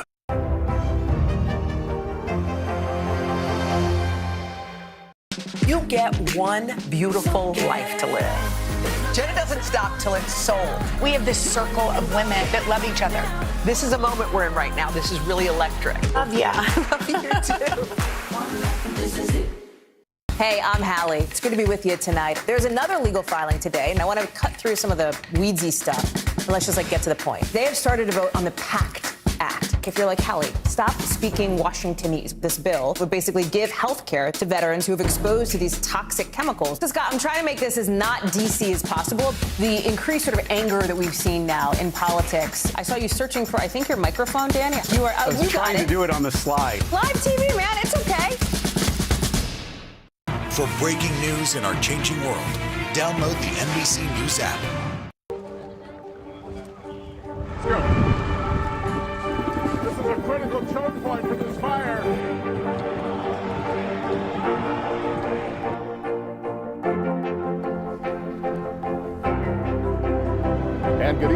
from New Orleans. Nice to really spend some time with you. Appreciate it.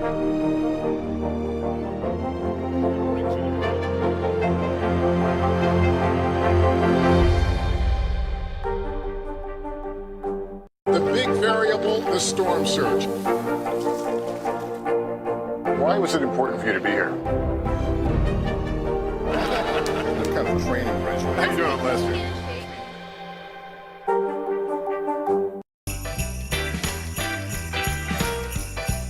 All right, we've got just one more region to go here on today's Great American Holiday Cookie Swap. Can you believe it? The hours are just flying by. We've been to the Northeast, the Southeast, the Midwest, and the Southwest. So now it's time to head back west for the final frontier of flavor. Let's kick things off in California with Gobby Dalkin's tart and tasty ode to the holidays. Hey guys, it's Gobby Dalkin. I'm a cookbook author and founder of what'sgobbycooking.com, and I am from the Golden State of California. Today we are making lemon white chocolate chip cookies, which if you've been to California, you know we're obsessed with citrus. It's a play on a traditional sugar cookie, and I know you guys are gonna be obsessed. All right, first things first for these sugar cookies, we're gonna cream together our butter and our sugar. So I'm using a combination of brown sugar and white sugar and room temperature butter. You're gonna put that into your stand mixer and really let it cream together for like 2 to 3 minutes. Once that's done, you're gonna go ahead and add your egg. And then also to that, I'm gonna add 3 teaspoons of lemon extract. Then we're just gonna put our mixer back on and mix this together until it's combined.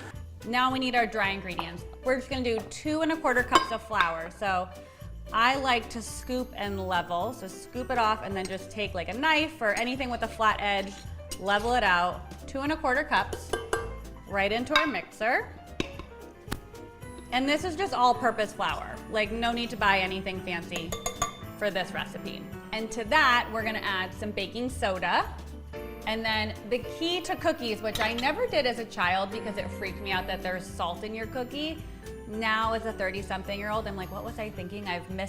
You need the salt to amp up all the flavors. So we're gonna add a little bit of kosher salt and just mix it until all the streaks of flour are gone. Okay, that is perfect. Just grab your spatula, scrape down any of that beautiful sugar cookie dough. Last thing we're gonna do, look at this dough. It's like perfect, it's perfectly combined.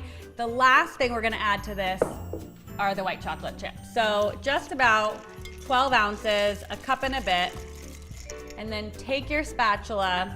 This is a tricep workout because now your dough is like thick. Stir all this in until it's evenly combined. Okay, so the dough's been in the fridge for 2 hours. It was painful, but we made it through. It looks the same, but trust me, chilling it makes a difference. And you're just gonna scoop out 8 to 12 per baking sheet, nothing crazy. If you're using one of these, you don't even have to roll them into a ball. If you don't have a cookie scoop, flying dough. Do about 2 tablespoons each. Take the remaining chocolate chips, and we're just gonna put like 4 or 5 on top of each cookie. And then as they bake, it'll spread out and be like the most perfect Instagrammable cookie you'll ever make. Okay, I'm gonna finish the rest of this tray, and then these are gonna go straight into the oven for about 9 to 11 minutes at 350 degrees. Okay, these look incredible. We're just gonna carefully transfer these to our serving platter.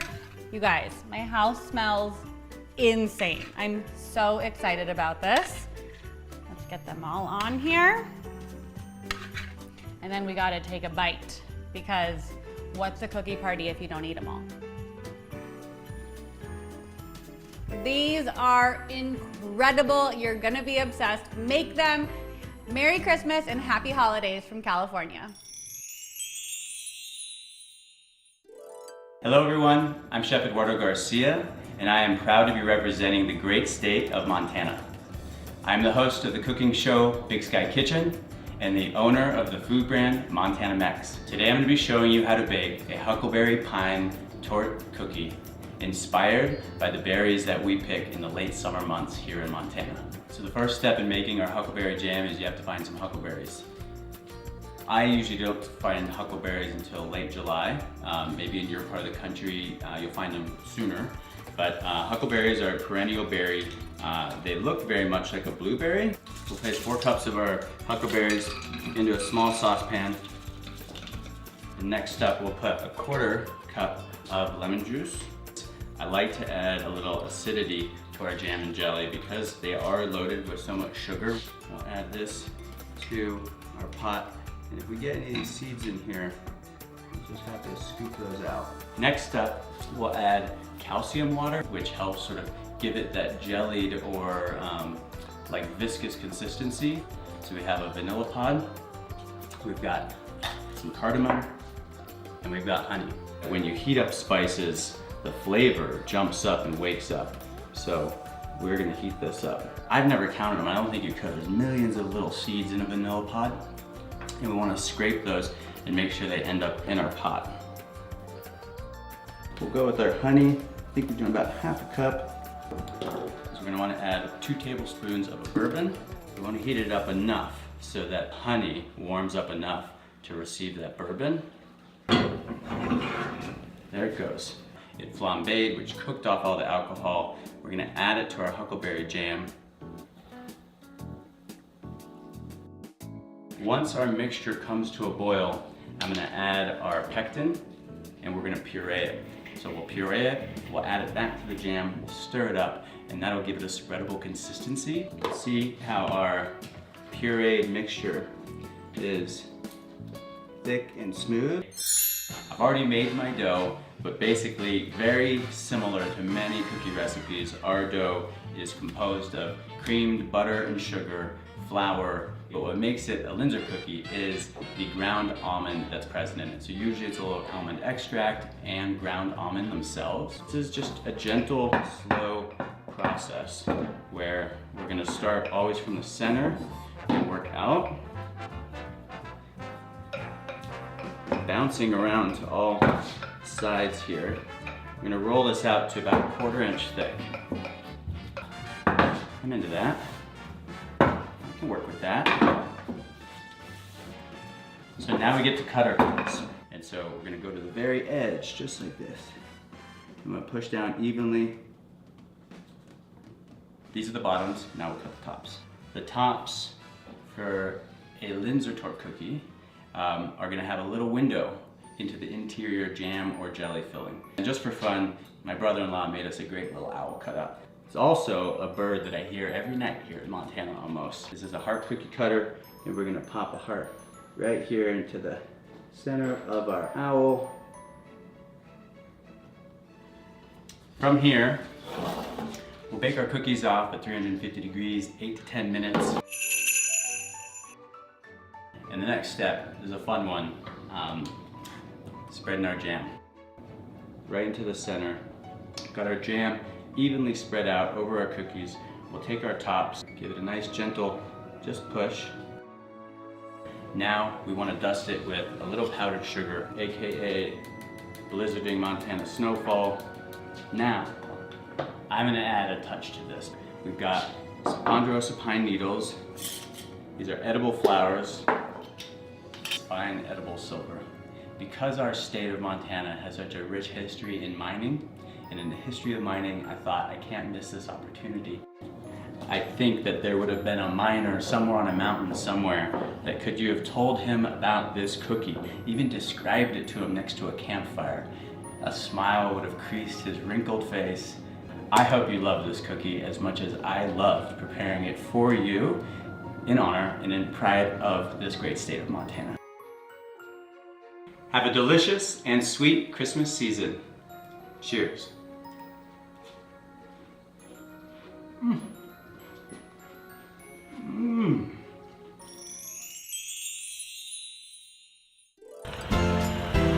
Hey everyone, I'm Chef Antonia Armenta, representing the Cowboy State, Wyoming.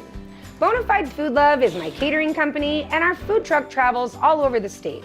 When I'm not cooking, I'm an Eagle medicine woman, and I love riding my motorcycle all over the United States.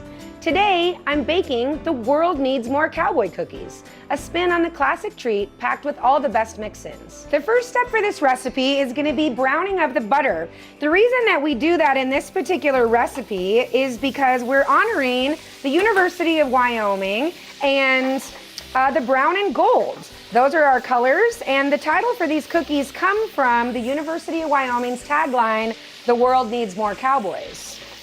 You can see that the butter, your pan is nice and hot. So we're going to continue to stir the butter so that the butter fat browns, and then we're going to pull it off to the side and allow it to cool until it comes back to a solidified state that looks like this. And when it's back to this consistency, you have your beautiful browned butter that creates the caramelized flavor in these cookies. From there, we would add our browned butter into the bowl once it's had an opportunity to cool. So we have 1 stick of browned butter. We're also going to add 1 stick of softened butter. And then we'll start adding our sugar to those to cream. The vanilla needs to go into the butter and the sugar. And we'll give that just 1 more quick spin. We'll then add our dry ingredients. So first, in our flour, we're going to add our baking powder and our cinnamon. And then we want to make sure that we're adding our cracked eggs now that the butter and sugar has had an opportunity to cream and come together a little bit. And we're going to give this another spin and let them combine nicely until it's all together.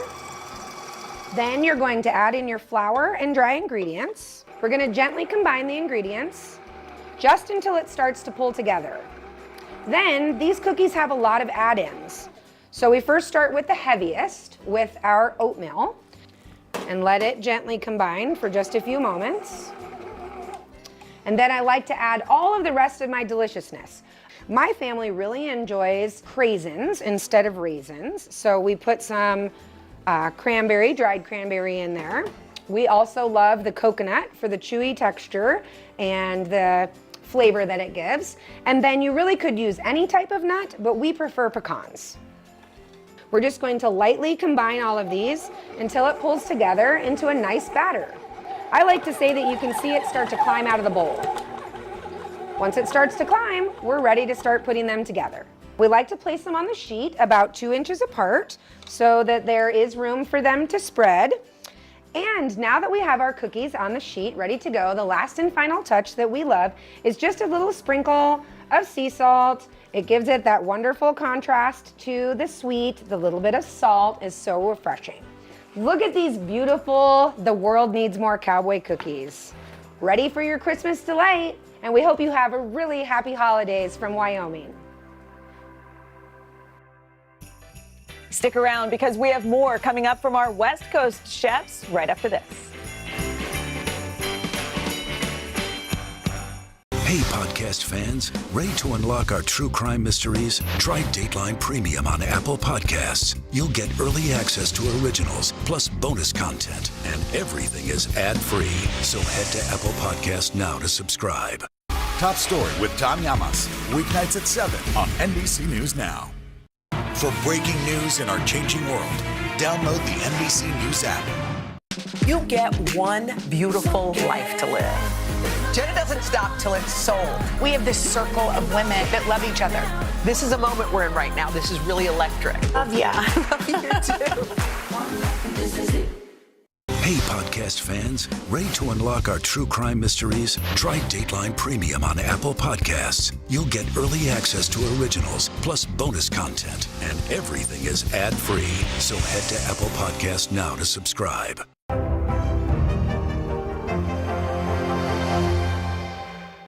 You get one beautiful life to live. Jenna doesn't stop till it's sold. We have this circle of women that love each other. This is a moment we're in right now. This is really electric. Love ya. Love you too.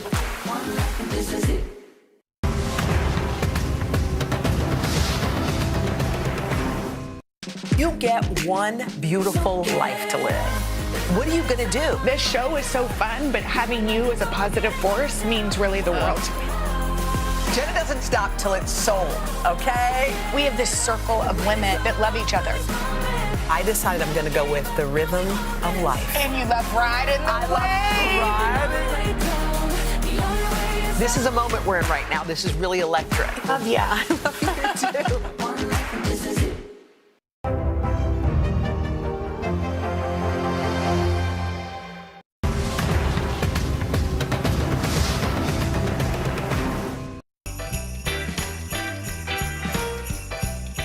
Welcome back to the Great American Holiday Cookie Swap. We are in our final region of the United States, the West. And up next, one of YouTube's most popular bakers, the host of Nerdy Nummies. Rosanna, take it away.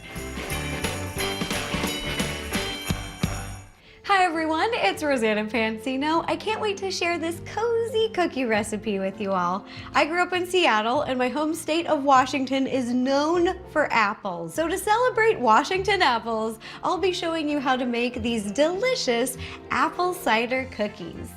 Growing up, we had an apple tree in our backyard and every year we would harvest the apples and make fresh apple cider and apple pie for the holidays. Needless to say, my family and I love apples. To start, in front of me, I have a large mixing bowl and in it we are gonna mix our brown butter, our brown sugar, and our granulated sugar. Then whisk together till well combined.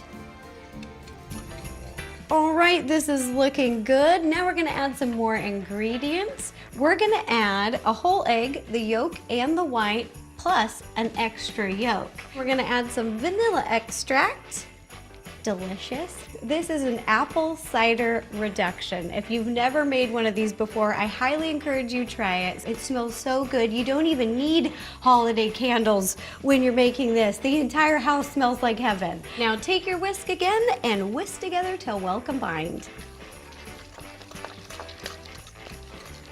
Now, in a medium bowl, we're gonna mix together our dry ingredients. And here I already got a bunch of our spices. All that's left to add is 3 cups of flour. And 3. Boop. Once you've got all the ingredients in the bowl, whisk together till well combined. There we go.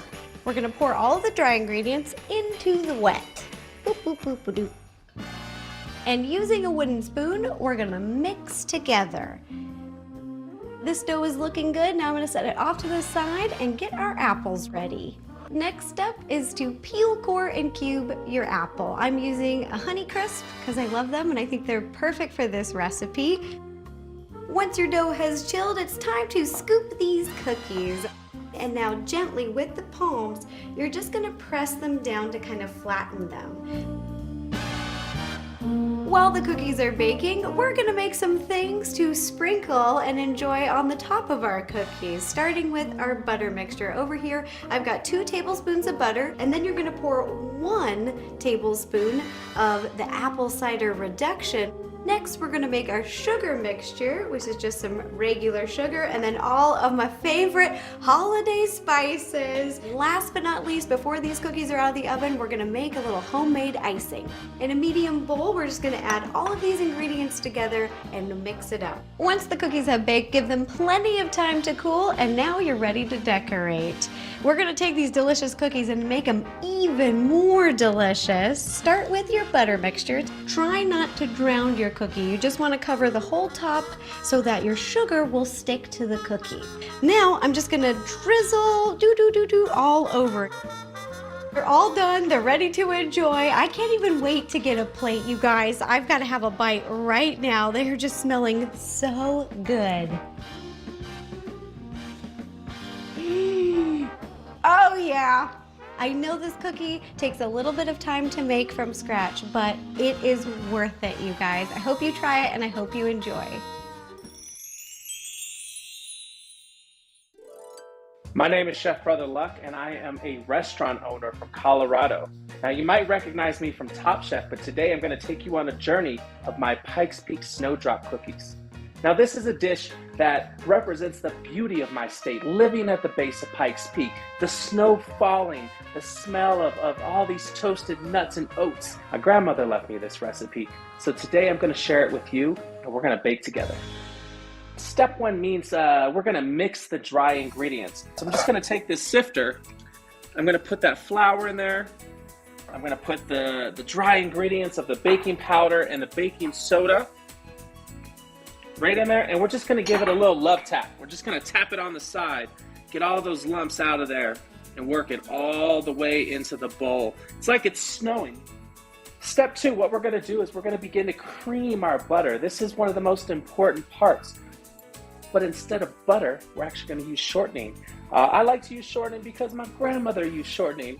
We're going to mix that with our sugars. We're going to turn that on. We're going to start it on low, let it come together. We're going to cream it until it's nice and smooth. You want to trust that good food takes time. And, you know, just like a good grandmother, she's always going to tell you that it takes time, baby. It takes time. I'm going to turn that down to lower speed. And we're going to work in these eggs and this vanilla. So once we get this nice and smooth, all of that slightly incorporated, we're going to work in our dry ingredients. We've got those 2 cups of flour. We've got that teaspoon of baking powder and that half teaspoon of baking soda. We're going to put that oat all the way in there. We're going to put that coconut right in there. Next, we're going to sneak in our cornflakes. Now, the paddle's going to break down the cornflakes as we get in there. And then we've got the pecans. We're going to sneak those in. Once this comes together, and it doesn't take long, you'll see this beautiful crumbly cookie mixture.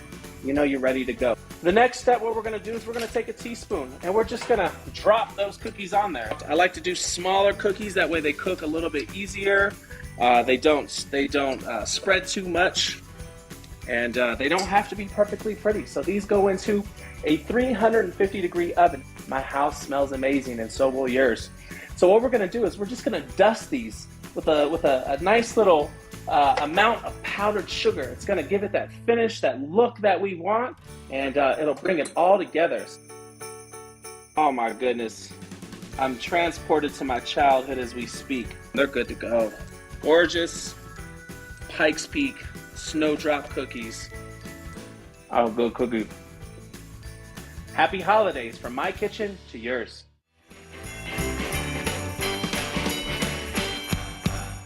Top Story with Tom Llamas, weeknights at 7 on NBC News Now.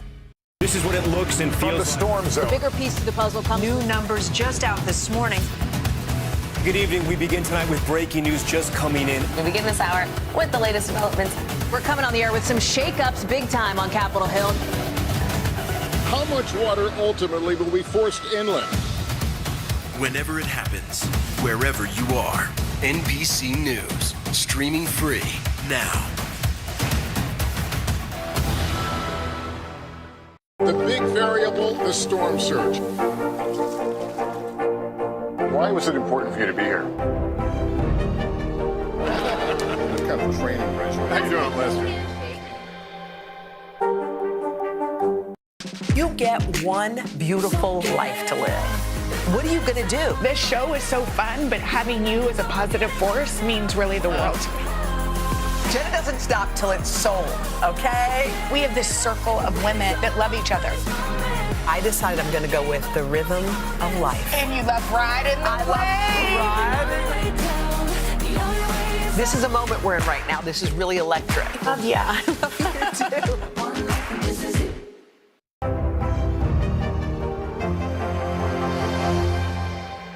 Hey, I'm Hallie. It's good to be with you tonight. There's another legal filing today, and I want to cut through some of the weedsy stuff. And let's just get to the point. They have started a vote on the PACT Act. If you're like Hallie, stop speaking Washingtonese. This bill would basically give health care to veterans who have exposed to these toxic chemicals. So Scott, I'm trying to make this as not DC as possible. The increased sort of anger that we've seen now in politics. I saw you searching for, I think, your microphone, Danny. You were. I was trying to do it on the slide. Live TV, man. It's okay. Top Story with Tom Llamas, weeknights at 7 on NBC News Now. Welcome back to the Great American Holiday Cookie Swap. We're nearing the home stretch with only a few states left. So next up, we head to Idaho with Taylor Duran's chocolate potato chip cookies. Yes, you heard that right. She's combining two of my favorite snacks into one, potato chips and cookies. Take it away, Chef. Hi, Hi everyone, I am Taylor Durand, also known as Treats by Tay. I am a baker and content creator coming to you from my home in Idaho. I moved to Idaho when I was 13 and now live here with my husband and 2 kids. There's so much to love about Idaho, from the national parks to the mountains to the hot springs, and of course our state vegetable, the potato. What can make a chocolate chip cookie even better? Adding some good old-fashioned potato chips. They're the perfect blend of salty and sweet, and they're super easy to make. I'm going to start with about a cup of potato chips. I like to use kettle cooked just because they are a little bit more crunchy and add a bit of texture to your cookie. And we're just going to go ahead and crush these up using your hands. And we're not going to put them in our cookie, but we are going to top our dough with it before we pop them in the oven. We're going to go ahead and add half a cup of butter to give it that creamy, buttery taste, and half a cup of shortening to make sure our cookies don't go flat. We're going to go ahead and add it in our stand mixer using the paddle attachment. And now you're going to add 1 cup of brown sugar, half a cup of granulated sugar. You're going to go ahead and turn it on low, and you want it to look light and fluffy.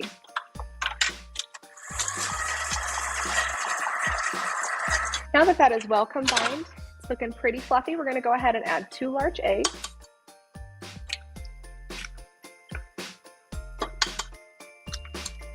And we're going to add 1 teaspoon of vanilla. And we're going to turn the mixer back on low and mix it until it's well combined. Now I have 3 cups of all-purpose flour I'm going to go ahead and add into my mixer. 1½ teaspoons of sea salt, I'm going to go ahead and add that in. And 1½ teaspoons of baking soda. While this is slowly mixing, we are going to take our chocolate. I prefer to use dark chocolate. The bitterness is a perfect mix with that potato chip. A little bit of salty on the top. I'm going to chop it up. You want some chunky pieces, and you can do them smaller if you'd like. All right, so we're going to want to use about 3/4 cup of this chocolate in our cookie dough, and we're going to want to save about 1/4 of it for the top of our cookie. And mix it all up. Now that this is mixed, we're going to go ahead and grab our cookie sheet. I like to use a silicone mat. You can absolutely use parchment paper though if you'd like. All right, and I do like to use a scooper. So go ahead and make scoops. You're going to want about 24 total, about the size of a golf ball, and you're going to roll it up in your hands. And now you're going to go ahead and roll the top and some of the sides of the potato chip so it looks all crunchy on the top. And you're going to want the potato chip side up. And I like to use a good amount of potato chips on there just to get that salty crispiness.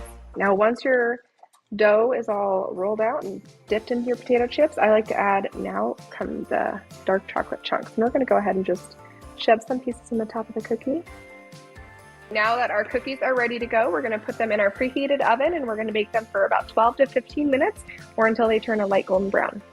All right, now that our cookies have cooled and they are ready to go, you can dig right into them or share them with others. They're perfect. Super salty and sweet. Merry Christmas from my family to yours. Hi today all day, it's Michelle Lopez. I'm a baker and the woman behind the blog Hummingbird High, where I share a behind the scenes look of my adventures in the kitchen. I'm joining you from my home in Portland, Oregon. And did you know 99% of the hazelnuts in the United States are grown in Oregon? So in honor of the hazelnut capital of the world, I whipped up a recipe for candied hazelnut chocolate chip cookies that will be perfect to enjoy with friends and family this holiday season. So the first step in making these cookies are to candy the hazelnuts. We're gonna preheat our pan till it gets really nice and hot. We're gonna dump these hazelnuts in there. Now we're gonna add the sugar and finally some water to just bring it all together. So we're just gonna stir this to encourage the sugar to melt, and we're gonna be here for about 5 minutes. Okay, so in the recipe, I instruct you to cook the hazelnut mixture until the sugar starts to seize. So that means that the sugar that we melted down has seized around the hazelnuts and coated them in sugar, which is what you want. And now, I know it's really tempting to stop at this stage, but I promise you it's worth it to take the extra minute or two again to remelt the sugar, because that'll give it the caramelized toasted flavor we all know and love. I'm gonna turn the heat off. We're actually gonna stir in the salt for the hazelnuts. Don't skip this step. It's time to make the cookie dough. I've got my flour all measured out, and I'm gonna go ahead and combine it with the rest of the dry ingredients. That includes baking powder, baking soda, and kosher salt. And we're back to the melted butter. So I've got some brown sugar and some white sugar. And once that's done, go ahead and add 1 egg. We're gonna go ahead and add 2 teaspoons of vanilla extract. And finally, to bring the dough together, we're gonna add the dry ingredients into the wet ingredients. What I've got here is some dark chocolate. So the bitterness of the dark chocolate will help balance out that sweetness. At this point, enough time has passed that you're able to kind of handle your candied hazelnuts. They should have cooled into this really cool slab of candied hazelnut brittle. For these cookies, I've gone ahead and I've chopped them up into smaller pieces. I really like to use this handy cookie dough scoop. I've lined this with parchment paper to prevent the cookies from sticking. I like to reserve some of the mix-in and just stick them on each cookie dough ball. I've got my favorite chopping board, which happens to be the state of Oregon. You can see the candied hazelnut has melted a little bit and kind of hardened again to create this caramel shell. It's really, really good. Happy holidays from my family to yours. Looks good. Thank you so much, Chef. All right, only 2 states left. Can you believe it? We'll head to Hawaii and Alaska for some tasty local treats. Don't go anywhere. Hey, I'm Hallie. It's good to be with you tonight. There's another legal filing today, and I want to cut through some of the weedsy stuff. And let's just get to the point. They have started to vote on the PACT Act. If you're like, Hallie, stop speaking Washingtonese. This bill would basically give health care to veterans who have exposed to these toxic chemicals. So, Scott, I'm trying to make this as not DC as possible. The increased anger that we've seen now in politics. I saw you searching for, I think, your microphone, Dan. You are. I was trying to do it on the slide. Live TV, man. It's okay.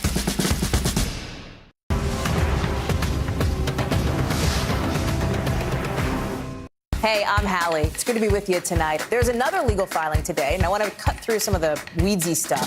And let's just get to the point. They have started to vote on the PACT Act. If you're like, Hallie, stop speaking Washingtonese. This bill would basically give health care to veterans who have exposed to these toxic chemicals. So, Scott, I'm trying to make this as not DC as possible. The increased anger that we've seen now in politics. I saw you searching for, I think, your microphone, Dan. You are. I was trying to do it on the slide. Live TV, man. It's okay. Today is now a podcast available every morning. Listen wherever you get your podcasts. This is what it looks and feels From the storm zone. The bigger piece to the puzzle comes. New numbers just out this morning. Good evening. We begin tonight with breaking news just coming in. We begin this hour with the latest developments. We're coming on the air with some shakeups big time on Capitol Hill. How much water ultimately will be forced inland? Whenever it happens, wherever you are, NBC News, streaming free now.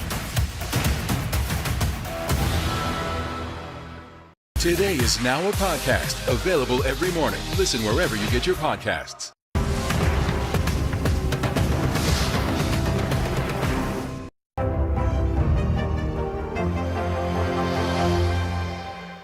For breaking news in our changing world, download the NBC News app. Welcome back to our first ever Great American Holiday Cookie Swap. We've got just 2 states to go. First up, get some gloves and pull up those snow pants. We are headed to Alaska. Hi everyone, Chef Mandy Dixon here, coming to you from the Tutka Bay Lodge kitchen near Homer, Alaska. Here in Alaska, we rely a lot on the natural world. We often forage and preserve our wild ingredients. And today, I have some raspberries that I gathered in the summer. And now I get to use them to bake up a homemade cookie twist on a classic, the s'mores. So let's get started and make wild berry s'mores cookies. Okay, I have our frozen raspberries that I processed in a food processor and strained through a fine mesh strainer. And I'm gonna add in our powdered gelatin, and I'm just gonna sprinkle it on top to bloom. While our gelatin's blooming, I'm gonna start cooking our sugar. While our sugar's cooking, we're gonna whip our egg whites just until frothy with a little bit of salt. Okay, our sugar has reached 248 degrees. So we're gonna turn the heat off. We're gonna remove our thermometer, and our berries have bloomed with the gelatin, and we're gonna add in the berry mixture into the sugar. And now we're gonna slowly pour in our berry mixture into our egg whites and whip the mixture until it's doubled in size. We can remove the bowl here and pour it into our prepared 8 by 8 by 2 inch cake pan. And I'm gonna use a lightly oiled spatula to help even out the top of our marshmallows. We're gonna sprinkle a little bit more powdered sugar on the top. And we're gonna leave it to set overnight. So here I have our graham cracker dough that I've placed into about a 1/2 inch round and chilled in the refrigerator for about 30 minutes. And I'm gonna place a piece of parchment paper on top and we're gonna roll it out to about an 1/8 inch thick. Slowly peel our parchment paper off of the top. We're gonna use our 2-inch round cutter again to cut out our cookies. I'm just docking the cookie dough here with a fork to release the steam during the baking process, which will allow the cookie to bake evenly with no air pockets. All right, I'm just gonna slide this parchment paper with our cookies onto a sheet pan and put them in the oven at 350 degrees for about 20 minutes. Okay, our graham crackers have finished baking and they're nice and golden brown and we're ready to assemble. So first we're going to take a small dollop of melted chocolate and we're going to place it right in the middle of the cookie and secure one of our wild berry marshmallows right on top. Okay, next we're going to take our handheld torch and we're going to torch the top of the marshmallow just like you would over a campfire and secure the other graham cracker on top.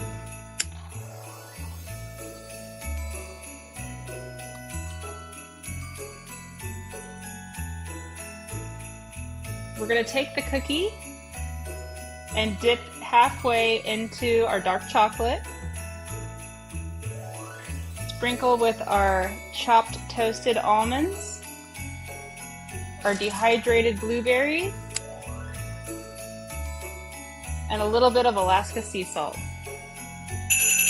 All right, we let our cookies cool completely on the rack and they're ready to serve. Our wild berry Alaskan s'mores cookie. Merry Christmas from my family to yours. Aloha everyone, my name is Chef Sheldon Simeon and I am in my home kitchen representing the great state of Hawaii. I grew up on the Big Island as a 3rd generation Filipino and I love sharing Hawaii's local food with the world.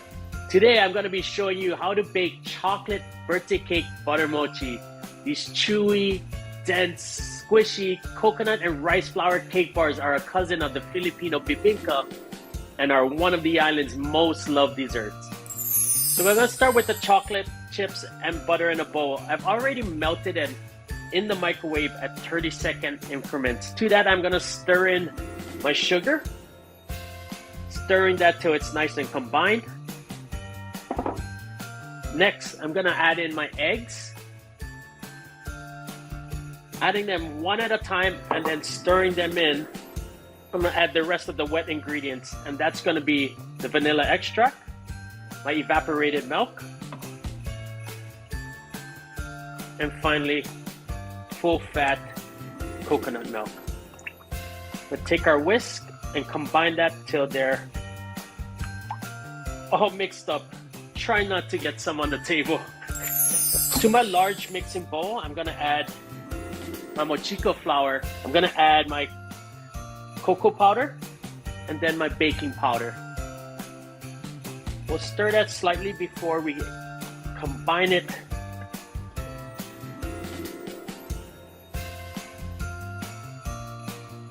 Gently scraping the bottom of the bowl, making sure everything is well incorporated. When the batter is totally smooth, we're gonna pour it into the greased 9x13 baking pan. Super simple frosting, 2 ingredients. We've got classic peanut butter here. If you want to, you could use natural peanut butter. for me, I'm going with the classic. Then we're gonna take some turbinado sugar. So we've got the cake out of the oven. I've let it slightly cool down just a bit. Pop this off.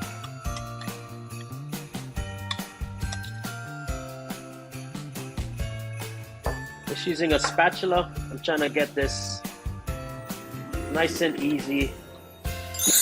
We're gonna finish this off with some red, white, and blue sprinkles, same colors as our Hawaii state flag. White, sprinkled with some red. And take a knife and cut them into some squares. Beautiful. It's amazing. Chewy, squishy, chocolatey. Happy holidays from my Ohana to yours.